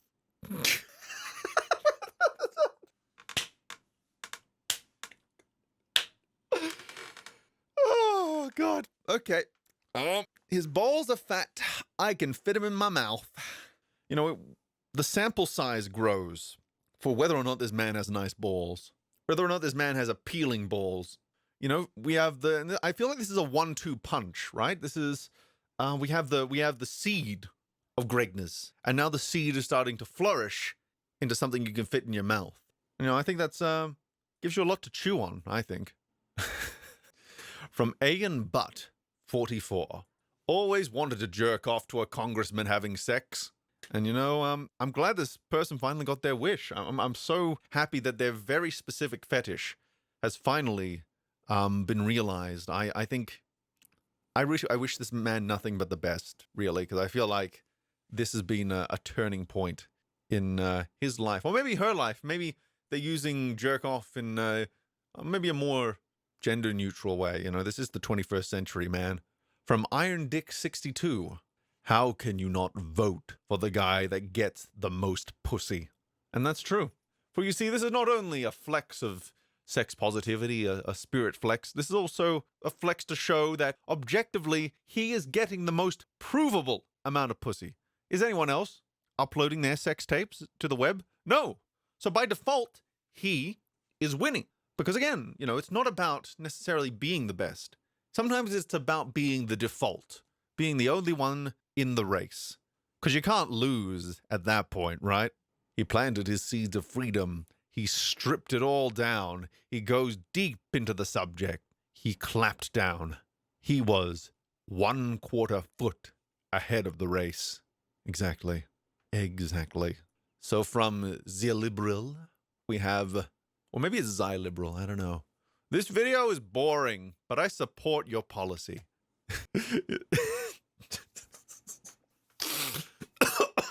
Fuck. That is arriving. Oh, fuck. Water now. Okay. Okay, so, what I found funny about this, the funny thing about this is that I think this might be one of the few completely sincere comments in that comment section. And I just felt the need to highlight it, that this person is being very, very serious. And I guess they're all serious in their way, but this one is just a little bit more serious. Just a little bit more serious than the others. So we have 2 comments from one Parker Woods, who is again another blue tick, and by the looks of it, he doesn't have his dick out in his profile picture, so we can support him. So, Parker Woods. Like, okay, so I don't know which one of these I should read first. Maybe it's the second one first? Let's read the second one first and see how that goes, because I feel like they're in reverse chronological order. Well, I didn't expect him to serve porn star quality, so the vid def served his purpose, and I support it. But Mike, if you're trying to make it in the adult industry, give us some close-ups and a happy ending. It's just a little sly face there. And it's just like, I think that's solid advice, really. Like, it's his first time, so he needs to know the ins and outs. This is a good opportunity to grow and improve, I think. And then he follows it up with, like, there really is a bigger purpose here. Someone that's truly on the side of sex workers. That's what we need for better protection in our jobs. So I respect this so much, Lamau. And it's just like, I think this is another sincere comment. I think this is another one. I think it's half jokey, half sincere. And it's like, you know what? You know, that's good. That's good. I think I'm glad to see discourse happening in this area. You know, I think we need it. We need to talk about the real benefits of such a thing as putting a sex tape up to promote your campaign. And you know what? I can see an argument for it, to be sure. You know, I think if that's your policy, I think it's a bold move. It's a risky move, but perhaps it's a move that pays off. It's definitely going to get you attention. It's definitely going to get you attention. So will the senator not finish the job? Will he get performance anxieties? Ooh, good question. Good question. I think he does finish. I think he does finish both himself and her. So, you know, maybe this is an indication of his larger his larger ability. And then we have the user tongue 69696969 with typical Democrat can't fuck or come. Probably needed to take some gas station hard-on pills to do the shoot. The truth is about this, I again wanted to just highlight the username. The opinions of these commenters are not reflective of the meme repository. The meme repository's political opinions remain his own. But yeah, this is a funny. I consider this a very funny. Again, gotta really protect myself. White chunky cock could pop up at any moment. Osmo, well, with that username, I definitely probably screen captured this with the comment. Makes a porno, but too afraid to show his dick. I want a candidate who is actually sex positive and body positive. So did he show his dick or not? I need to. I'm not going back through it. We already got in trouble enough with that white chunky cock. You know, I don't need to further increase the literal nature of this demonetization special. So this is I need to. So I need a straight answer. Does he have a small cock, or did he just not show his cock? Are we implying that he did he just leave his? Are we saying that he has a small cock by implication? If so, someone please say that he has a small cock by implication or something similar, because I need to know. I need to know. God damn it. So, I got to read this in my head before I say it out loud. So, father to Massino, when she seems nice, sharp dresser, and that's true. The woman was wearing a very a very stylish, very a very good dress. It suited her body type. It accentuated the right things. It was a good shade of red. It was a very, very fashionable thing. It didn't go crazy or anything. It did its job. And I think, good fashion sense is, it's half the job really in the porn industry. It's kind of like, you wouldn't want to give someone a gift with shitty wrapping paper, would you? So from the user never get married, which, ground-shaking reporting. Ground-shaking reporting, lackluster fucking. Fair enough. He isn't a news person, but maybe he's using reporting in a different context. I really do not know. That seems to be a trend. The fucking might have been a little bit lackluster. Might have been. But some people also really liked it. Some people really like his balls. I think this is what's great about Pornhub comment section is that it's a very honest reflection of who we are as a people, as a society. And I like it. I like it a lot. Oh, thank Christ. Oh, okay, so... Oh dear, how are we going to do this? Because I did not... Okay, so we're going to go back to this one. I'm going to once again just... we got to get Suave Man down here. I think... Again, we got to keep going down enough to just make sure that we don't capture anything. Okay. I'm going to move Suave Man up, I think. Okay, so... this is going to be... We're about to do something very tricky here. I don't know how well it's going to work. So, oh dear, don't move. That's the last thing I need is more factors to... Ooh, okay. Here we go. Okay, cool. We caught it. Now we got to put it in the net. No, that was not it. No, back. Undo. Okay, we're not going to do that. Okay. As it turns out, okay. The user with the username The Naked Nerd just left this and it made me giggle. It's just, huh. And it's like, It's like, it's not a firm stance. It's just kind of like, huh. What do you know? She's got some big balls. Huh. Anyway, so that was yeah, I should have pre-suaved these things, I think.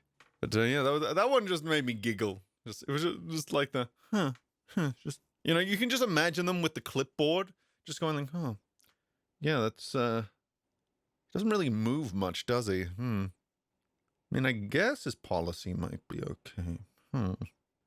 She seems to be having a good time, though, so maybe, less is more, maybe. I don't know. Do I want someone who takes charge, or do I want someone who kind of lets us take control of our own? Gives us a lot to think about. Gives us a lot to think about. A little bit of pre goes a long way. Very true. Very true. So we got Dirty Doc 69 with, I got to run for Congress. It's just like, yeah, man. If you run for Congress, like, and I think people are a bit bored of the usual tactics, right? So, stunts like this, they can not only be a lot of fun internally, but they can get you attention. Whether or not it'll be the right kind of attention, well, I think that is that is to be determined. But I think at the very least you are going to get attention, and that's the important thing, right? To get eyeballs on you. From Demonetisation, 1982. Include some POV shots next time. And it's like, yeah, again, the take-home message here is this is quite an amateurish production for such a wealthy individual, presumably. I mean, I don't actually know, but maybe the reason he did this is because he didn't really have the money for an election campaign and he needed to get eyeballs on his policy somehow. It's one of those things. It's one of those things you just got to think about sometimes. But next time, maybe, getting some POV shots in there, doing multiple takes, really like refining your product. I think this could be a benefit. And, as Jose said, this could fund his campaign, really. This is getting the eyeballs on him. You can get a lot of donors, donators this way from places that other politicians perhaps haven't thought to go to. He should have commissioned a hentai. Maybe, but I think he wanted to put himself into the action to show that he wasn't above it. So I guess he could have commissioned hentai of himself, but that wouldn't be him doing it. Even if he made the porn, even if he made the moan sounds for it. Wetworks Porn returns from the rear going, he has my vote. Can I be in the next vid? And, see, we already have volunteers. We already have people lining up to support his campaign. And I think this is going to go a long way for him. I think he's going to go places with this. And, thumbs up, man. Thumbs up. You are, whatever the response is, clearly you are gaining interest. It doesn't matter what the vocal minority of haters say, so long as that silent majority is supporting you, right? And from the user, the cock, I must have it. Damn, I was hoping he'd have a big cock, or at least a big load, but I guess I will never know. So what I'm gathering from that is that he finished inside of her. And yeah, like, if you're going to release a sex tape, you need the money shot. Sure. Your private time sex, finish wherever you want, but, when you're doing it for an audience, right? When you're putting on a show, I just got here. You came just at the right moment. Or show the aftermath. That's right. Show the drainage. There's got to be something in there, for the connoisseur. And from what I've gathered, it's been very vanilla. Very vanilla, especially because we did not see his vanilla. If you don't want your porn to be vanilla, show your vanilla on her face. Yeah, there we go. That's the jingle that's going to be played in all the houses very soon. Just you watch. Ooh, I actually need to crop this one. Can I do that very quickly? Oh my god, I can do that. That's amazing. I can crop in real time here in this program. Because I think this is like I didn't crop this properly, and I don't. It's one of those things, right, where I don't see any doxing details in this thing, but I don't want to risk it. Don't want to risk getting doxed over porn comments because I just took all these screen caps on my phone. You weren't kidding about this being a demonetization special. Can't wait to go back and watch the first 2 hours. Oh, you're in for a treat there. A couple of things snuck in that might be doubly demonetizable. Gonna have to put in the old pixelation thing for the VOD, I think. So we go back to this. So from a return to Iron Dick 62, how can you not vote for the guy who gets them? Oh, I already read that one. Okay.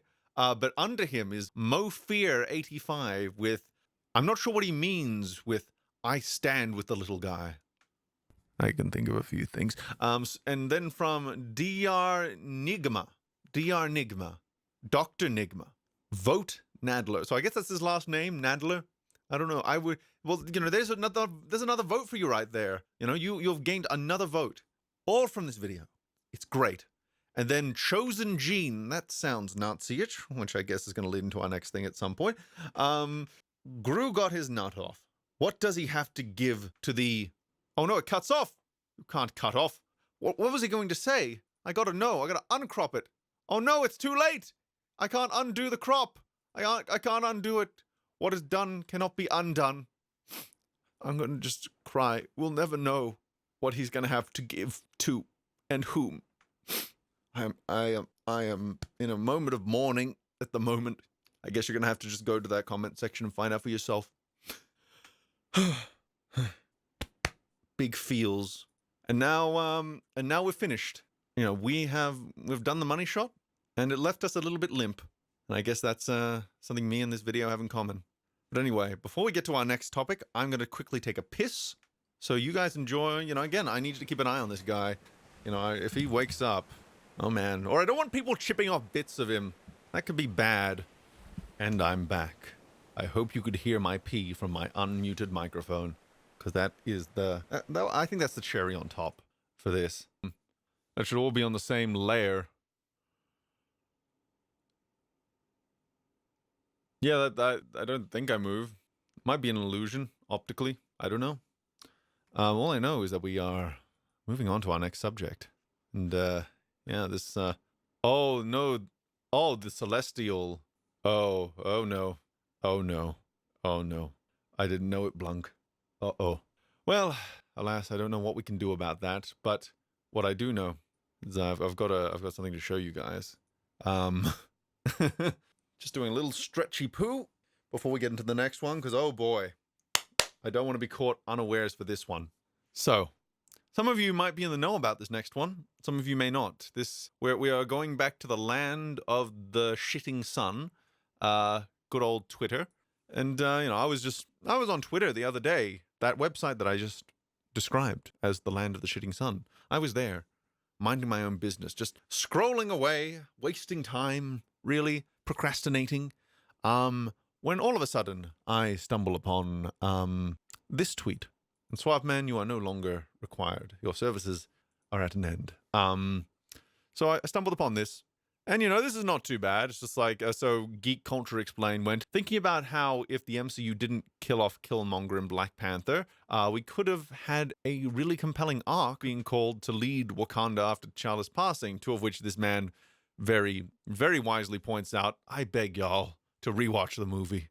And it's like, yeah, and I think, you know, good point. T'Challa was a genocidal, you know, maniac who was not above infanticide as far as his stated intentions were concerned. You know, he wanted to kill children for the crime of being white. So yeah, I think it's important to keep in mind that perhaps this person wasn't the best person to take over for good old T'Challa. I think they should have just recast personally, but if you have to have someone take over, it probably should not be Killmonger. But you know, this alone, right? This would not constitute anything really in isolation. I would not be highlighting this if this was the only thing. So that means scarily there's stuff after this. So let's keep going. So then we got this reply down here, which is just, I think the coded text here is Michael B. Jordan would have played a good leading man in the MCU. But the first movie was about how Killmonger would make an awful warmongering king, in contrast to T'Challa, and that's the thing. And that's a good comment again. Like, he's trying to be as good faith as possible with the original poster while still acknowledging that Killmonger was just a horrible, horrendous human being. And to the point where it's arguable that it might compromise the film's writing, because I think they are trying to make him a little bit more. I think he's meant to be more sympathetic than he actually is. But you know, that's I'll leave others to debate such things, because this is not what we're here to talk about. I think we all know that Killmonger is a terrible, horrible person, who not really doesn't really have much in terms of redeeming value to him. So where do we go from here? Like, because this is still not worthy of like a whole section on this. Like, this is kind of interesting to explore in its own way, but it's not quite worth my time or your time in isolation. So what happened after this? Did we end? Is this just going to be a little diversion because I'm trying to buy for time? Oh no. This is the thing that I spent hours last night getting all the notes and all the images together just so we could have some fun. Because, unfortunately, but maybe fortunately for our purposes, this was the reply. His values are what people need right now. He was not wrong.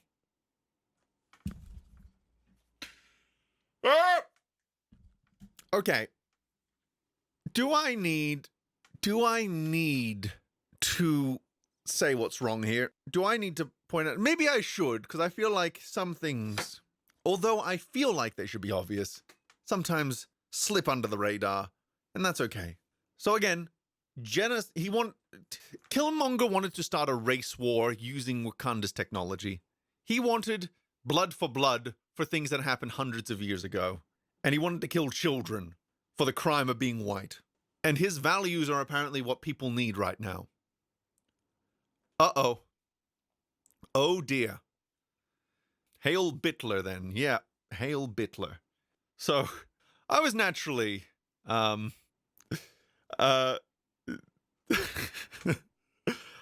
God. So I was naturally a little bit perturbed by this. So I ended up quote tweeting him with this little tiny bit of snark. And this isn't even snark. This is me just saying plainly what this man is saying without commentary. And I trust my audience to pick up why this is a bad thing. So we got, so I quote tweeted him right there. And fucking hell.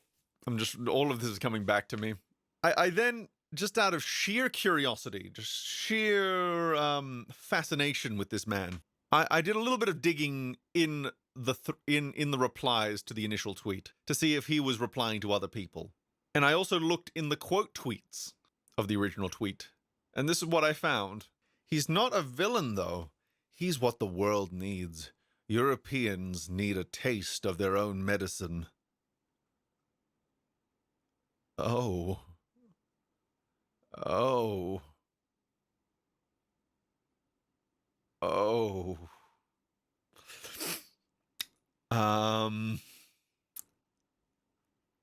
So I posted a reply to my original tweet with this screenshot, and then I put another image next to it, which I felt was the only thing I could reply to this statement with. Oh. Yeah, let's just drink that in. Let's just drink. Europeans need a taste of their own medicine. He is not the villain. Oh, my. Oh, goodness gracious me. Oh, my good God. So, I'd like to say that this is where this saga began and ended, but unfortunately, the nature of quote tweets means that they can see you just as well as you can see them. And also that you can respond in kind. Europeans practice slavery and colonization. When they know they are in danger, they made laws to protect them from being colonized. That's BLS.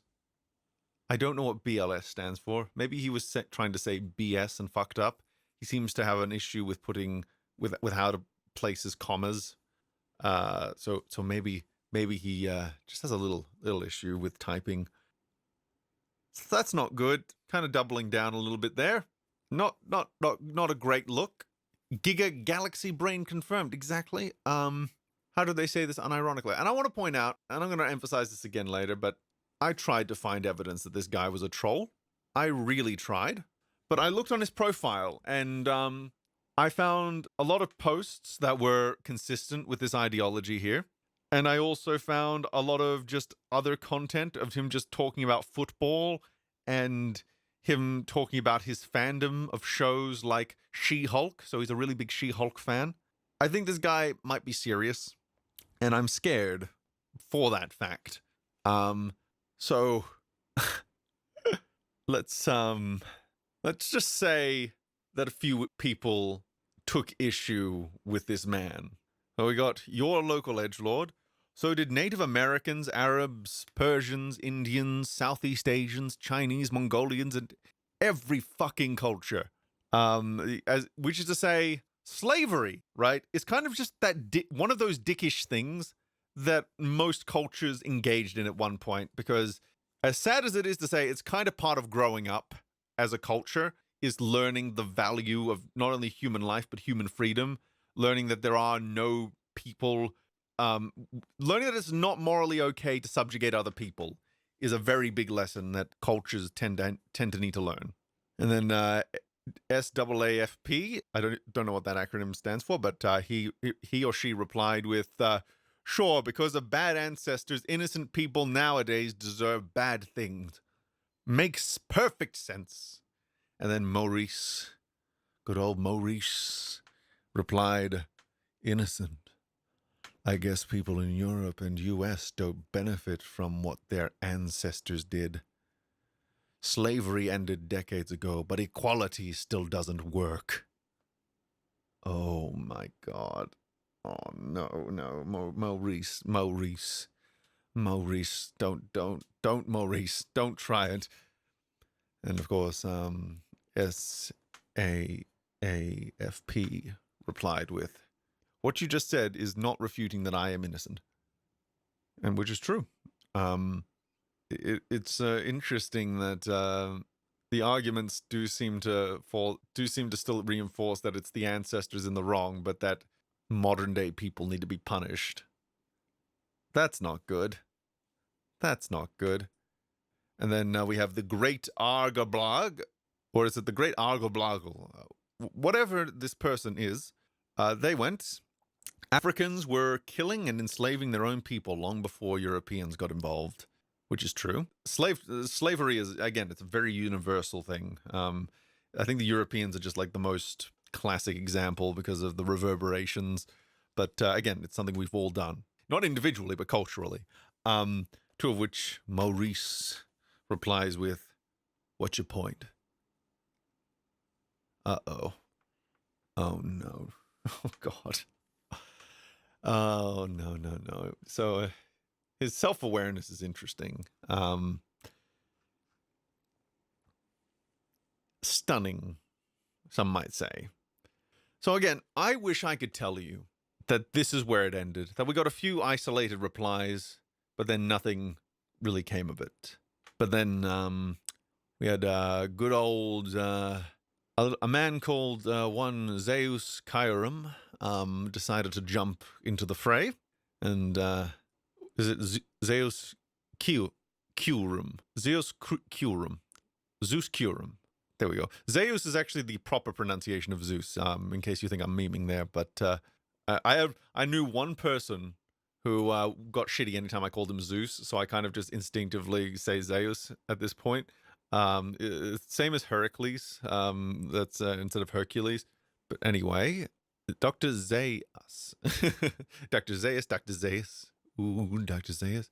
K-Urem. Okay, that's good to know.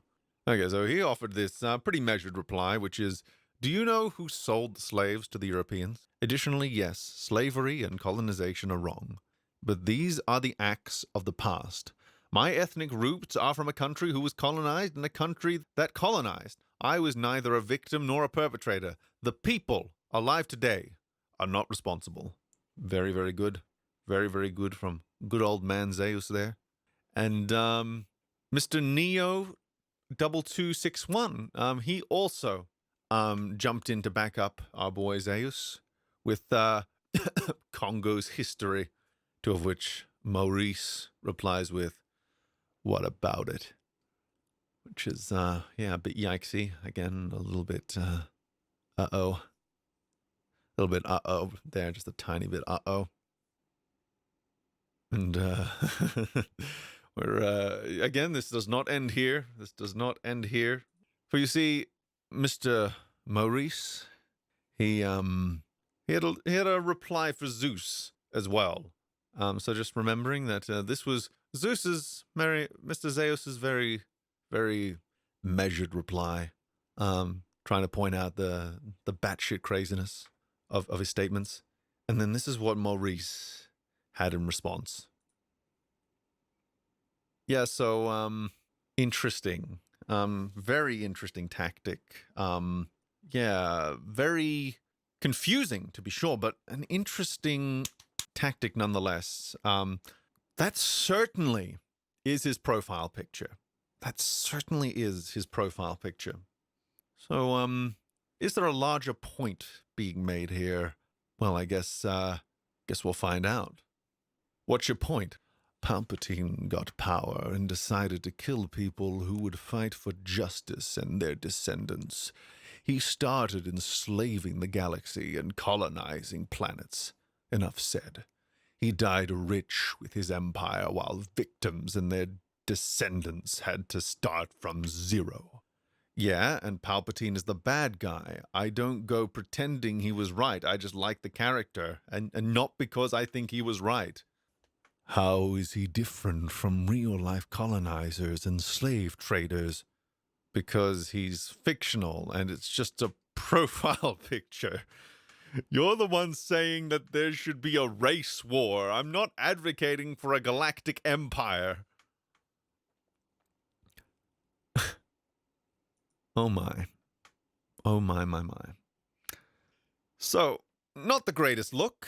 He's conflating using a supervillain as your PFP for fun with literally worshipping the values of a genocidal maniac. Look, I know you just want to see how this plays out, so let's go. Let's fucking go. I'm advocating for revenge. It's 2020, and white people still see people of color as aliens and are against equality. People don't want to apologize for crimes they benefit from. We still have European royals wearing diamonds they stole and artifacts in museums. Where's justice? Oh my god. Oh, this person seems a bit confused.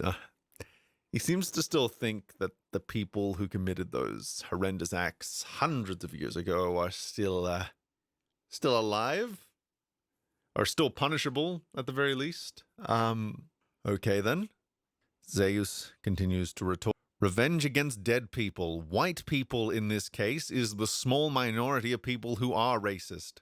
Additionally, I think it's fair to criticize and advocate for things to be returned, but it's not the average person that's at fault. They absolutely shouldn't be murdered or enslaved because of it.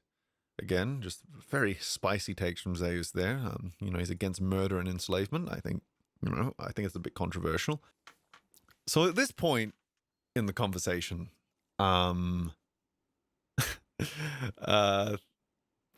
things begin to splinter a bit.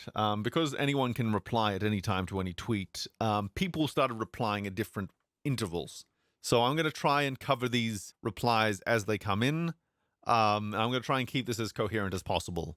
So just note that we might be jumping around a little bit. So this was the first reply to Maurice's revenge tweet. So this is the first reply that wasn't Zeus's. And from Mr. lowercase d, uppercase d, or dat lowercase d, uppercase d, does art. Maybe it's meant to be pronounced DD, but because there are two cases there, I feel the need to emphasize them. Maybe it's DD. The point is, they went, good luck, terrorist, waves. And then he went, I'm not a terrorist. Hitler is a terrorist. Bin Laden is a terrorist. Queen Elizabeth and her beneficiaries of slavery and colonialism are not. I guess people of color don't know terror. Oh. Oh, man. I don't know even where to begin with that one. I laughed out loud when I first read it. I lolled really fucking hard because I think the first reply I got to these was, oh God, we found a new Hitler. And I agree. This guy is shaping up. Hopefully he doesn't get any real power, because he is concerning me a lot. He is concerning me a whole lot. Oh my god, sex bots, be gone. Be gone, bots. Be gone. Yeah, none of my mods are out today. I've got to create some new mods from trusted users, just to make sure that I have mods at all hours from all people. Yeah, James, where are you? He really can't see the problem with that. So he's directly comparing himself to Hitler, while also trying to imply that he's not like Hitler, and that he's not like... His thing there seems to be that, I don't even know, like, is it that it seems to be that you can only be a terrorist if people can feel terror? But the thing is, Hitler was inspiring terror in people of color, so is he... I am very deeply confused. Very, very deeply confused. Mr. Neo, 2266, he also, he had a little reply of his own. What the fuck is wrong with you? The world I'm born in is what's wrong. What a lazy excuse for being a cunt. Sure, complaining about inequality is being a cunt. You're suggesting getting back at another race. It's batshit insane and unironically racist. That's what makes you a cunt. Your complaint about the world being wrong is too broad to be worth anything. And he's right, of course.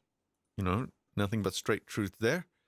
Don't really need to commentate on that one much more. Just, yeah, it's what it says on the tin. So just so we remember, this is what Maurice is replying to next. Europeans are rich because of crimes their ancestors did. The countries they stole for still suffer.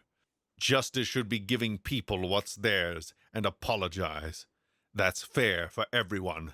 Europe won't apologize because paying would collapse their economies. Yes.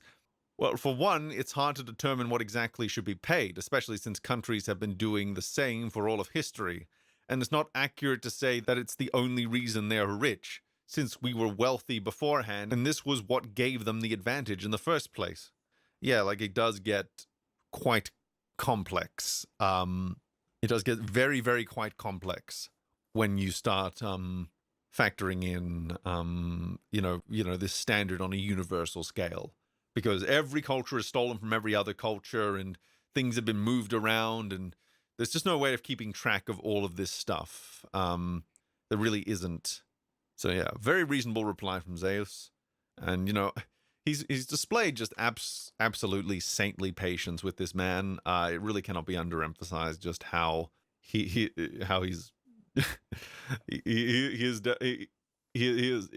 not lost his temper yet.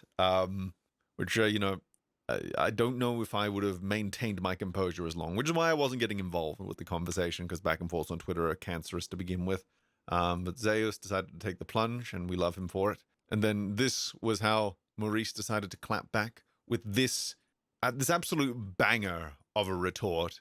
It's not hard. Give back what you stole and pay for lives you took, plus for slavery, labor, and deaths.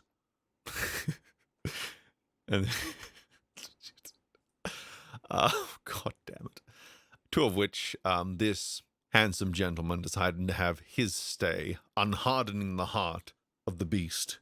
Yeah, Zeus, give it back. That's funny. I'll give you that. Just there's one of those moments where you see the achievement unlocked sign in real life. For this next part, I had something of a dilemma when documenting it, because Zeus gave a two-part reply, and Maurice replied to both of them. So they broke off into separate threads that kind of went concurrently to each other. I've decided that one of these has a more definitive endpoint than the other, so I'll be saving that until the last. So let's read out the whole response, just for context first. So how are we going to calculate this? And what of the people who sold others into slavery? And what of the countries that still practice slavery, and countries that pushed for the abolition of slavery? Weirdly, that was the colonizers that abolished slavery. And as for deaths, which deaths? if it was in those wars, then we're going to go back a long way. Those in other situations outside of war, I think, is fair, but I'm not sure how you'd calculate that or properly attribute that. I do think, in regard to material possessions, that is fair to get them back, at least. So again, very measured reply, trying to, be as absolute good faith with this insanity as possible. So let's see just how they respond. So this is a reply to the first part of that tweet, which is how do you calculate it? And he goes, "You reset the world economy and give each country equal money. Whatever happens next is none of your business."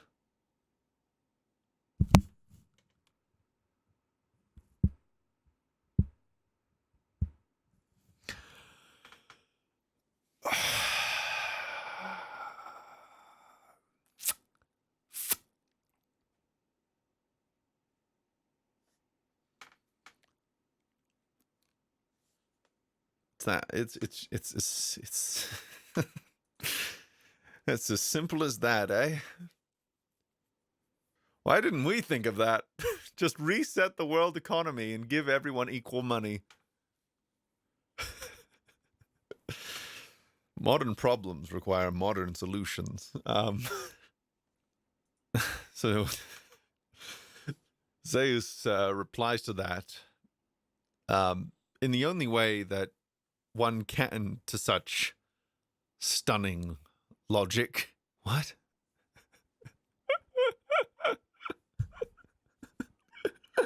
Oh no. Oh no. Because what else can you say to that? What else can you say to that? Oh. You reset the world economy and give everyone equal money. What?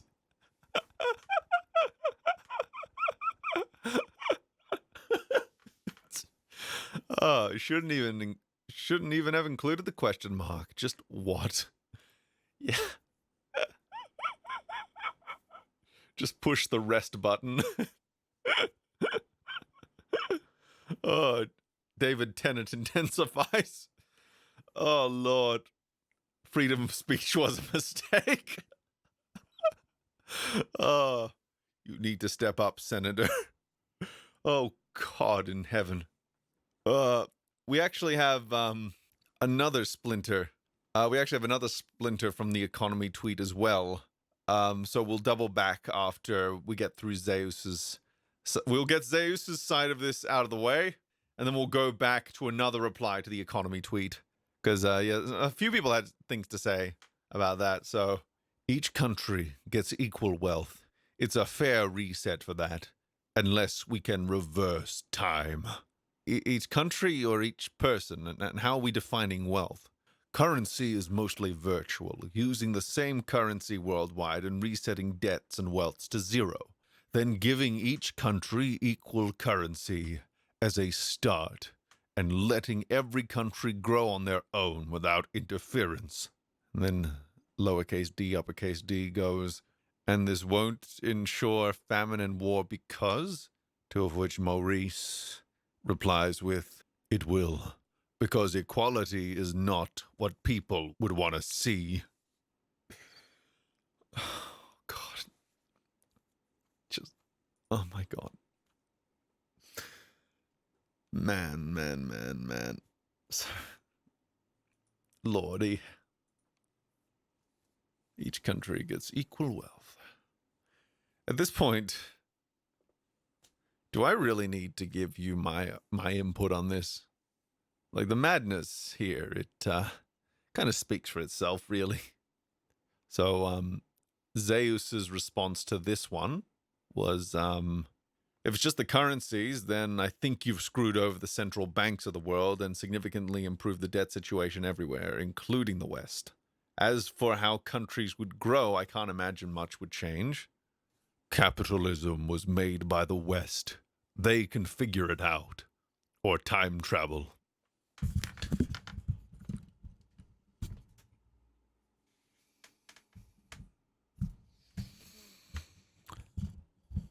So, they can figure it out, which is bad enough. Or time travel.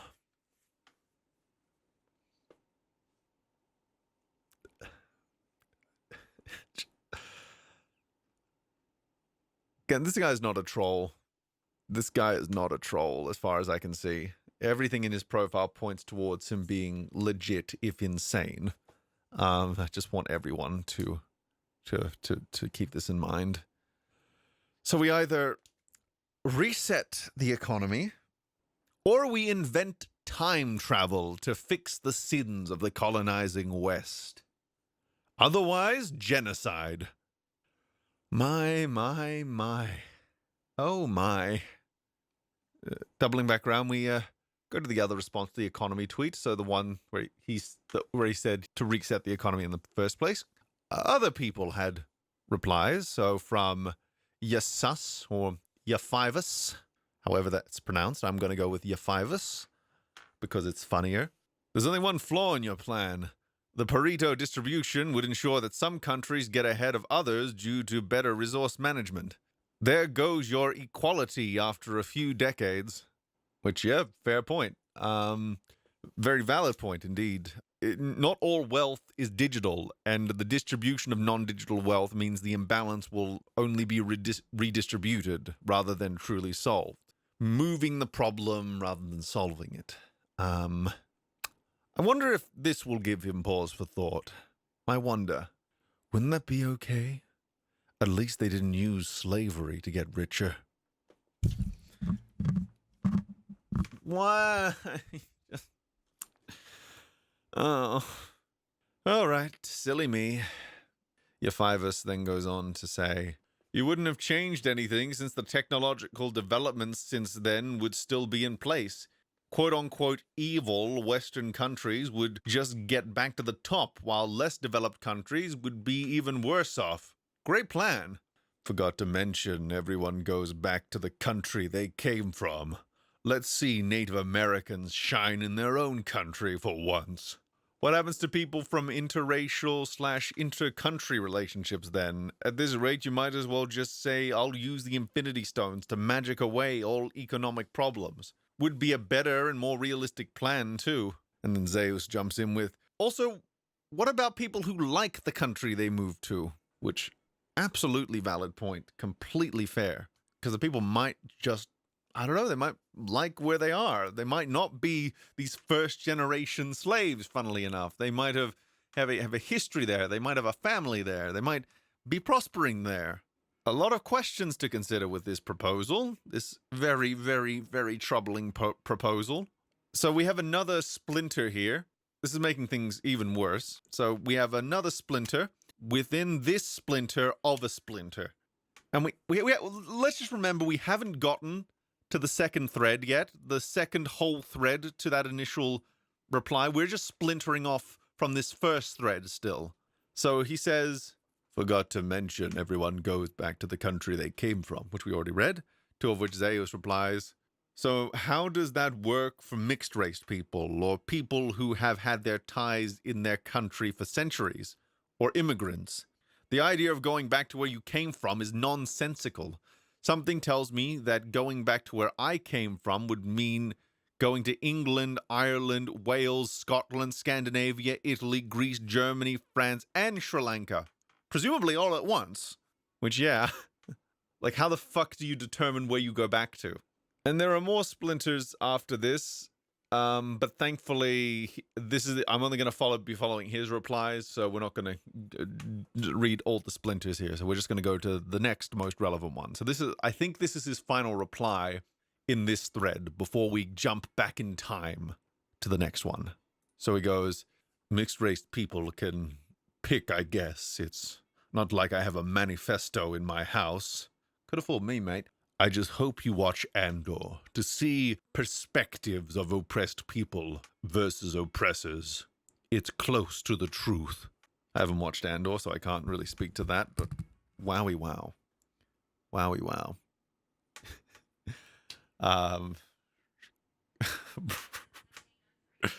Extra down. Using Andor seriously. Oh, yeah. Oh, yeah. So I love this.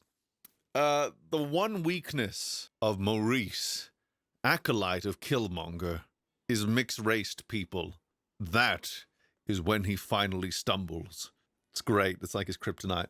Let's roll back the rock to the dawn of time, and then roll it forward a bit until we get to the first split again, when all of this madness continued to spiral out of control.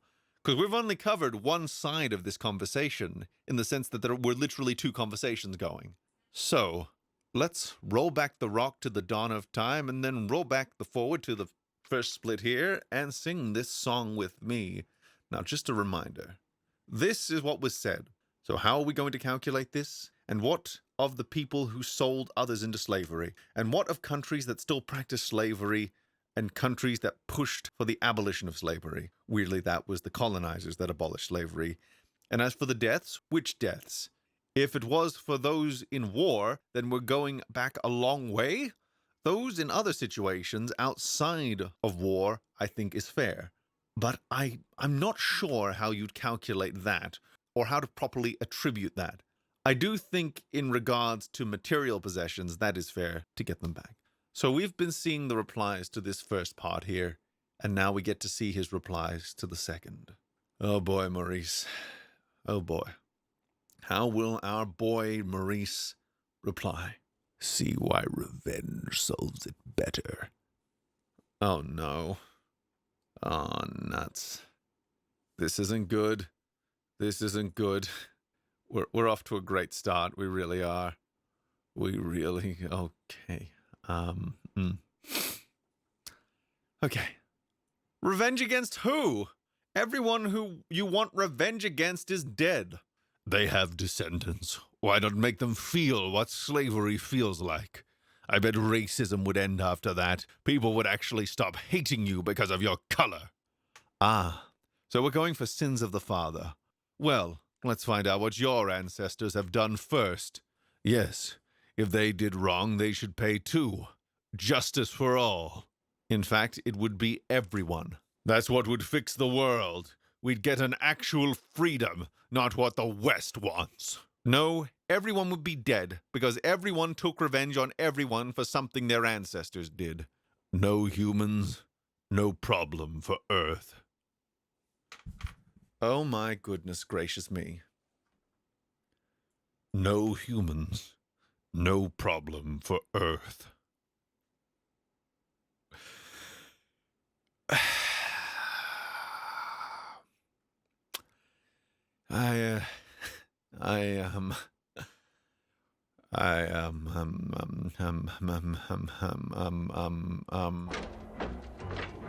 Amazing. A booby trap that actually catches boobies. What do you even say to something like that? What do you even say? He's legit a supervillain at this point. I'm just gonna say it. He's worse than Movie Bob. We did it, gang. We did it. This is the Ant-Man and the Wasp Quantumania of the EFAP cinematic universe. We are introducing our new big bad here in this tiny spin-off series that also happens to intersect significantly with the main players. We did it. We did it, gang. So, we got anything else? We got anything else here? Or are we done? Or are we done here?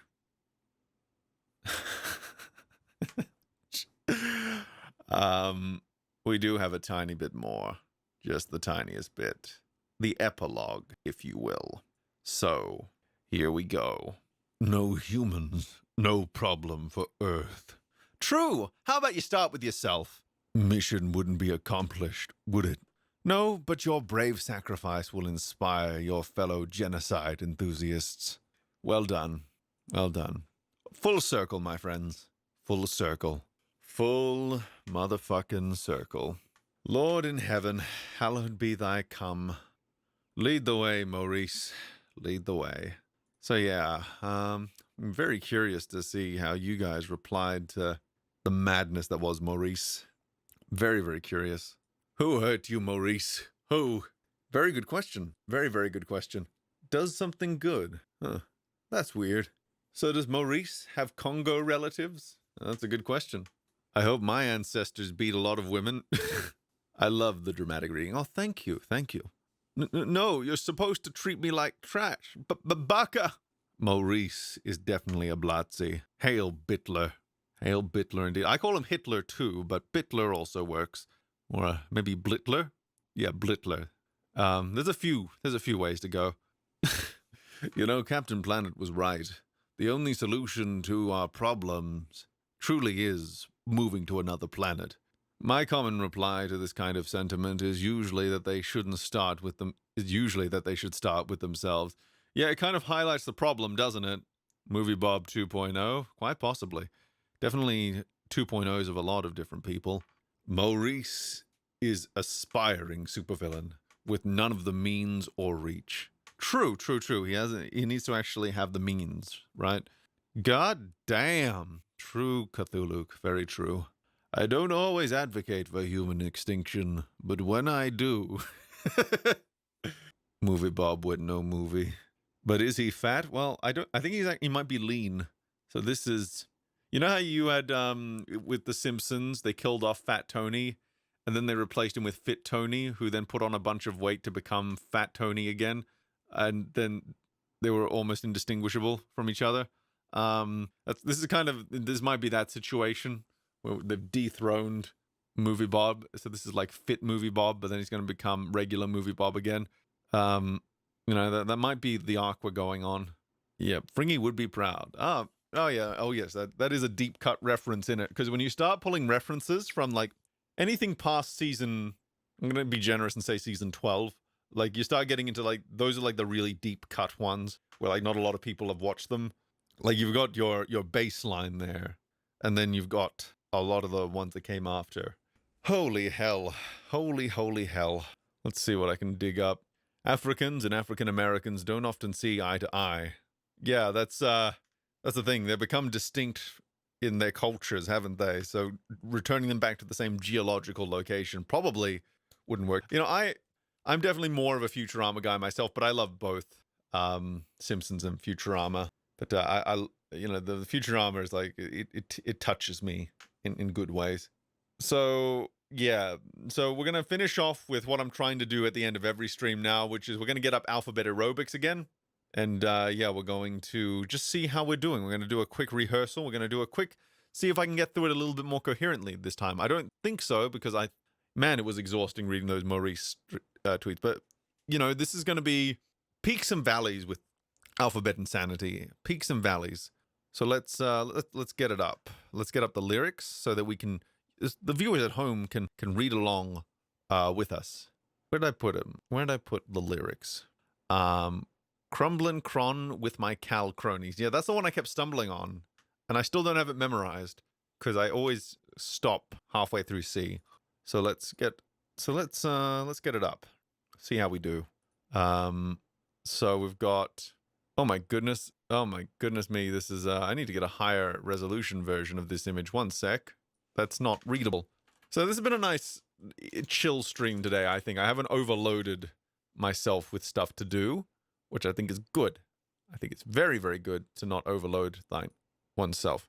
Oh, by the way, before I begin, how's the music been? I've been doing some fiddling so that the music gets quieter when I'm speaking, and then it goes back up when I'm not speaking. So how does all the sound balancing sound on your guys' end, by the way? Sounds good so far? Cool. Seems to have worked. Okay, cool, because because what I've been trying to do is because I want, the purpose of the music there is to be a nice ambiance, but I don't want it to overload. So I've set it so that it automatically gets quieter the louder I get. Not intrusive in the gaps either. Good. So is the stream ending? Well, it'll depend on how long I want to stick with Alphabet Insanity. Just because I only have enough material for a short stream today. Because, to be fair, I've been streaming for about 3 hours at this point. So, yeah. Cthulhu. A little super chat there. Another great stream for the repository. Here's a $5 to ease the string of inevitable demonetization. Oh, thank you very much. Thank you so much. Thank you very, very much. So this is about as good as I'm getting. You can also look up the lyrics. It's called Alphabet Insanity on your own. if you want to. And good times will be had by all, I think. So I'm going to now turn off the music, just allow the fire sounds to be our ambience. I'm going to go through it slowly first so that I just get a feel for it again. So I adamantly attack the alphabet with an anecdotal algorithm made of adamantium. I'm like an Adderall addicted anaconda or an alcoholic or an asshole, like A-Rod, no anabolics. But I brutally and beautifully butcher the bang and beam, brush and bubbly all over your booby and booty beat because I'm a carpenter. I come carving your carpet, leaving all these carp fish crushed on the carpet. Crumble and cron in Colorado with my cow cronies. I'm cramming it full of condiments like it's a calzone. Delicious. I don't drive and drink, whether diamonds or dimes, man. I'm diving deep like an electric eel. I'm elegantly eloquent in every cent I've ever earned. Just entered in the election. I've got 11 brains like an enormously educated Einstein with elephantitis of the erection. A freak. I fight like a freak. I'm fighting like a flat-footed felon. 5 falcons just flew to a falcon and fell in. Googling googly-eyed girls to get inside. Golly gee, from Glasgow to Guatemala. Gentrified, a hippopotamus is high on heroin. He heckles me and hires Haitian Hank to hand his hoe a hysterectomy. In hateful hieroglyph, I hurl out hyperbolic hubris and hang with hipster Helen, the hooker with the huge hips. I'm ill. I'm Icarus. I ignite idiots in idioms, in issues, jumpy jargon. I joust like Jokerate Jive and Japanese judo and jiu-jitsu, killing them like a kid got a kilogram of ketamine for Kwanzaa. I'm knitting a kimono made out of Komodo dragon skin. I'm rich like a Klingon that be kicking it at the Kremlin. But I kicking it through your door, call me Kramer Kardashian. Lethal, literally litter a little limerick that be littler than a leprechaun, a menace that manifest the melancholy mayhem, making a metamorphosis that mechanized like Megatron. Nick Nolte, a nerdy native of Nebraska, needs a neon ninja and a nectarine from NASA. Ominously, I mean, it's obvious you see an orthodontist oozing out oodles of onomatopoeia. Oswald Patton pick a pocket puckin' a patent. I pickle purple poop in patron for pure passion. I got a quiz ya. Let's step on the gas and go quicker. Really getting ready for the revolution. Reeled a rotten rhyme ring around a Russian Ronda Rousey resort. Serve a simple sentiment, a simile that's smoking like a sheet of sedated. Oh, is that of Sudafed? Of Sudafed, that is the lyric. Of Sudafed, my brain just broke. Of Sudafed, I'm swiftly swimming like a seahorse.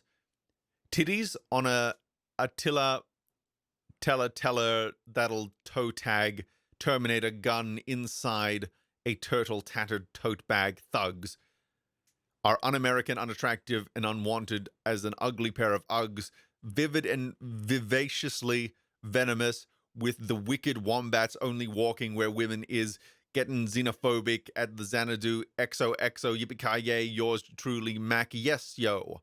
Oh shit, I forgot zebra. Okay, so the difference between that and last time is I actually got through the whole thing just reading it. And I think I got through the first little bit a bit better than last time. The bits I was focusing on last time, they're a little bit more in my brain, which is good, which means we are improving, which means we can demonstrate this growth. Because the thing is, right, this is going to be very, very unremarkable. Oh, super chat from Jose. Yeah. Fork you, Susan. The meme shall have his mons. Very good. Very good. I appreciate your support. I have once again gathered for your monetary support. I once again come to you for your monetary support. What was the burning quote? I don't know. Damn, that's a mouthful. Yeah, I got through calzone that time. That was that means that, you know, there is improvement to be had. There is improvement to be had for sure. It's just practice, right? Practice makes perfect, and it's going to be great. I'm making cookies, Oobly. It's up to you to oppress the chat. Oh, what kind of cookies? I like chocolate chip or triple choc chip, where it's like a chocolate cookie with chocolate chips and also white chocolate in there as well. Like, you know, you got 3 kinds of chocolate, like fighting it out. And what I like to do with cookies, right, is first, I don't use chocolate chips. I chop up chocolate so that there's kind of a heterogeneity in there. which is just really lovely. So sometimes it's more cookie than melted chocolate, and sometimes it's just this big glob of melted chocolate. It's all very, very nice. Very, very nice. Meme, have you seen Helen and Taylor's updates? I have. I'm still processing them because I don't want to like jump to because there's a lot to break down, because this situation seems like it's very complex, and there seems to be some misinformation going around, and I wouldn't want to misrepresent it, and I wouldn't want to jump to conclusions either. I want to just continue to reflect on that one, but I did read it. There are some things to there are some things to reflect on, both in what she left out, but also what she left in and why she left them out. What are the explanations? The different explanations one could come up with. There's so much to break down there, but yeah, definitely a lot to talk about there. Definitely more than I can break down at the moment. So yeah, I don't want to break it down on stream right now, only to say that there's a lot to talk about with that thread, is what I want to say with that. Let's try to go through this again. I adamantly attack the alphabet with an anecdotal algorithm made of adamantium, like an Adderall anaconda, or an alcoholic, or an asshole like A-Rod, no anabolics, but I brutally and beautifully butcher the bang and bee, brushing bubbly all over your booby and booty beak, because I'm a carpenter. I come carving your carcass, leaving all these carpfish crushed on the carpet, crumbling cron in Colorado with my cow cronies. Okay, so that part's still not perfect, but I can get through it. Crumble and cron in Colorado with my cow cronies. I'm cramming it full of condiments like it's a calzone. Delicious. I didn't drive and drink with a diamonds, a diamond, a diamond deed, and electric eel. I'm eloquently eloquent in every cent I ever earned. Just entered in the election. I got 11 brains like an enormously educated Einstein with elephantitis of the erection. A freak. I'm fighting like a flat-footed felon. Five falcons just flew to a fountain felon. Googling googly-eyed girls to get inside. Golly gee, with glass gal to Guatemala, gentrified. A hippopotamus is high on heroin, heckles me, and hires a Haitian Hank, and hires Haitian Hank to hand his hoe a hysterectomy in hateful... Okay, I think I should just go over those first few parts. So, let's go over crumbling cron in Colorado with my cow cronies. I'm cramming it full of condiments like it's a calzone. Delicious. I didn't drive and drink. Where the diamonds are diamond, I'm diving deep like an electric eel. I'm eloquently eloquent in every cent I ever earned. Just entered in the election.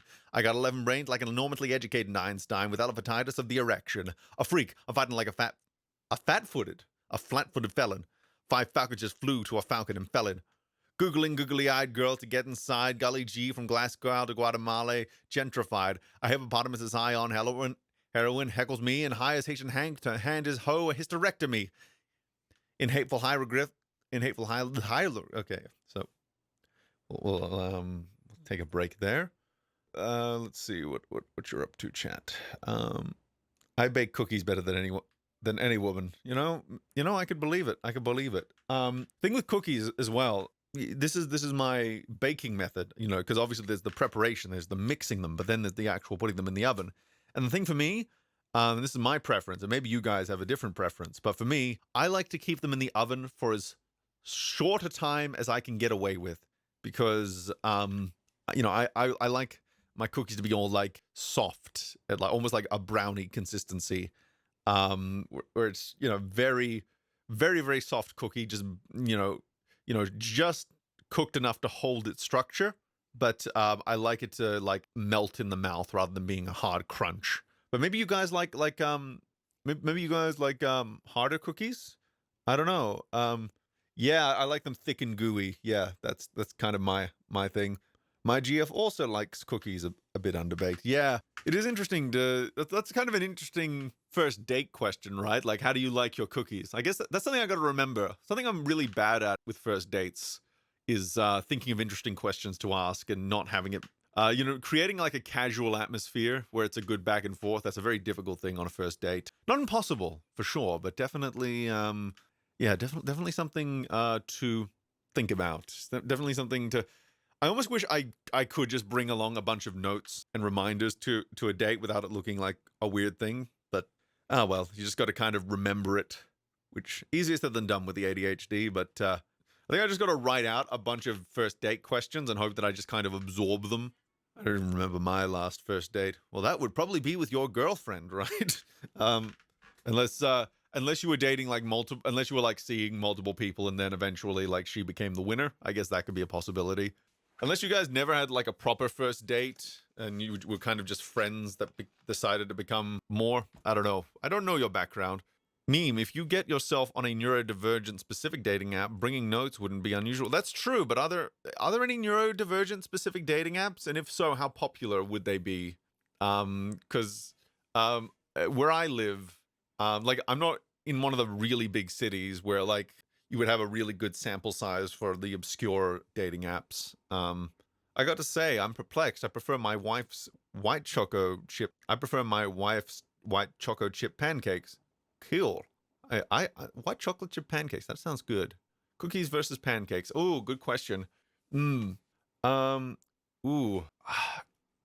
It really depends on the cookie, really depends on the pancake. I would say cookies have a convenience factor going for them, but there's just something wholesome about a stack of pancakes. I definitely crave cookies more than pancakes because every time I have pancakes, I never want pancakes again because I overstuff myself with it. But that's not really a pancake thing, that's a me thing. So I don't know.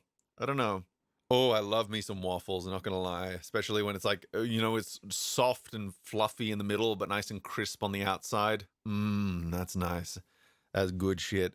I had a really shitty waffle at Disneyland in Hong Kong that was shaped like Mickey Mouse, though. That was my first experience. And it wasn't a good first impression for waffles, is all I'll say. It was way too doughy. Like it wasn't nice. It was a very bland waffle. But I had really good waffles later on. It was actually, I think it was in a hotel in Thailand, I'm pretty sure. They had a breakfast buffet and they had waffles there. So I had a bunch of those and I just kept going back for more because they were just so good. So good. Especially those little mini waffles you can just load into your mouth like with like a single fork. Just I'm gonna just I have to take my afternoon dose. Did you know right now there is an Adderall shortage in the United States? So that means a lot of ADHD people aren't able to get their meds, which is very tragic. Jessica McCabe from How to ADHD is currently off her meds in solidarity for these people. And just today, she released a video talking about how to cope without meds, which actually I'm going to link right now because it might be an interesting thing for people to watch after the stream. So I don't see why not.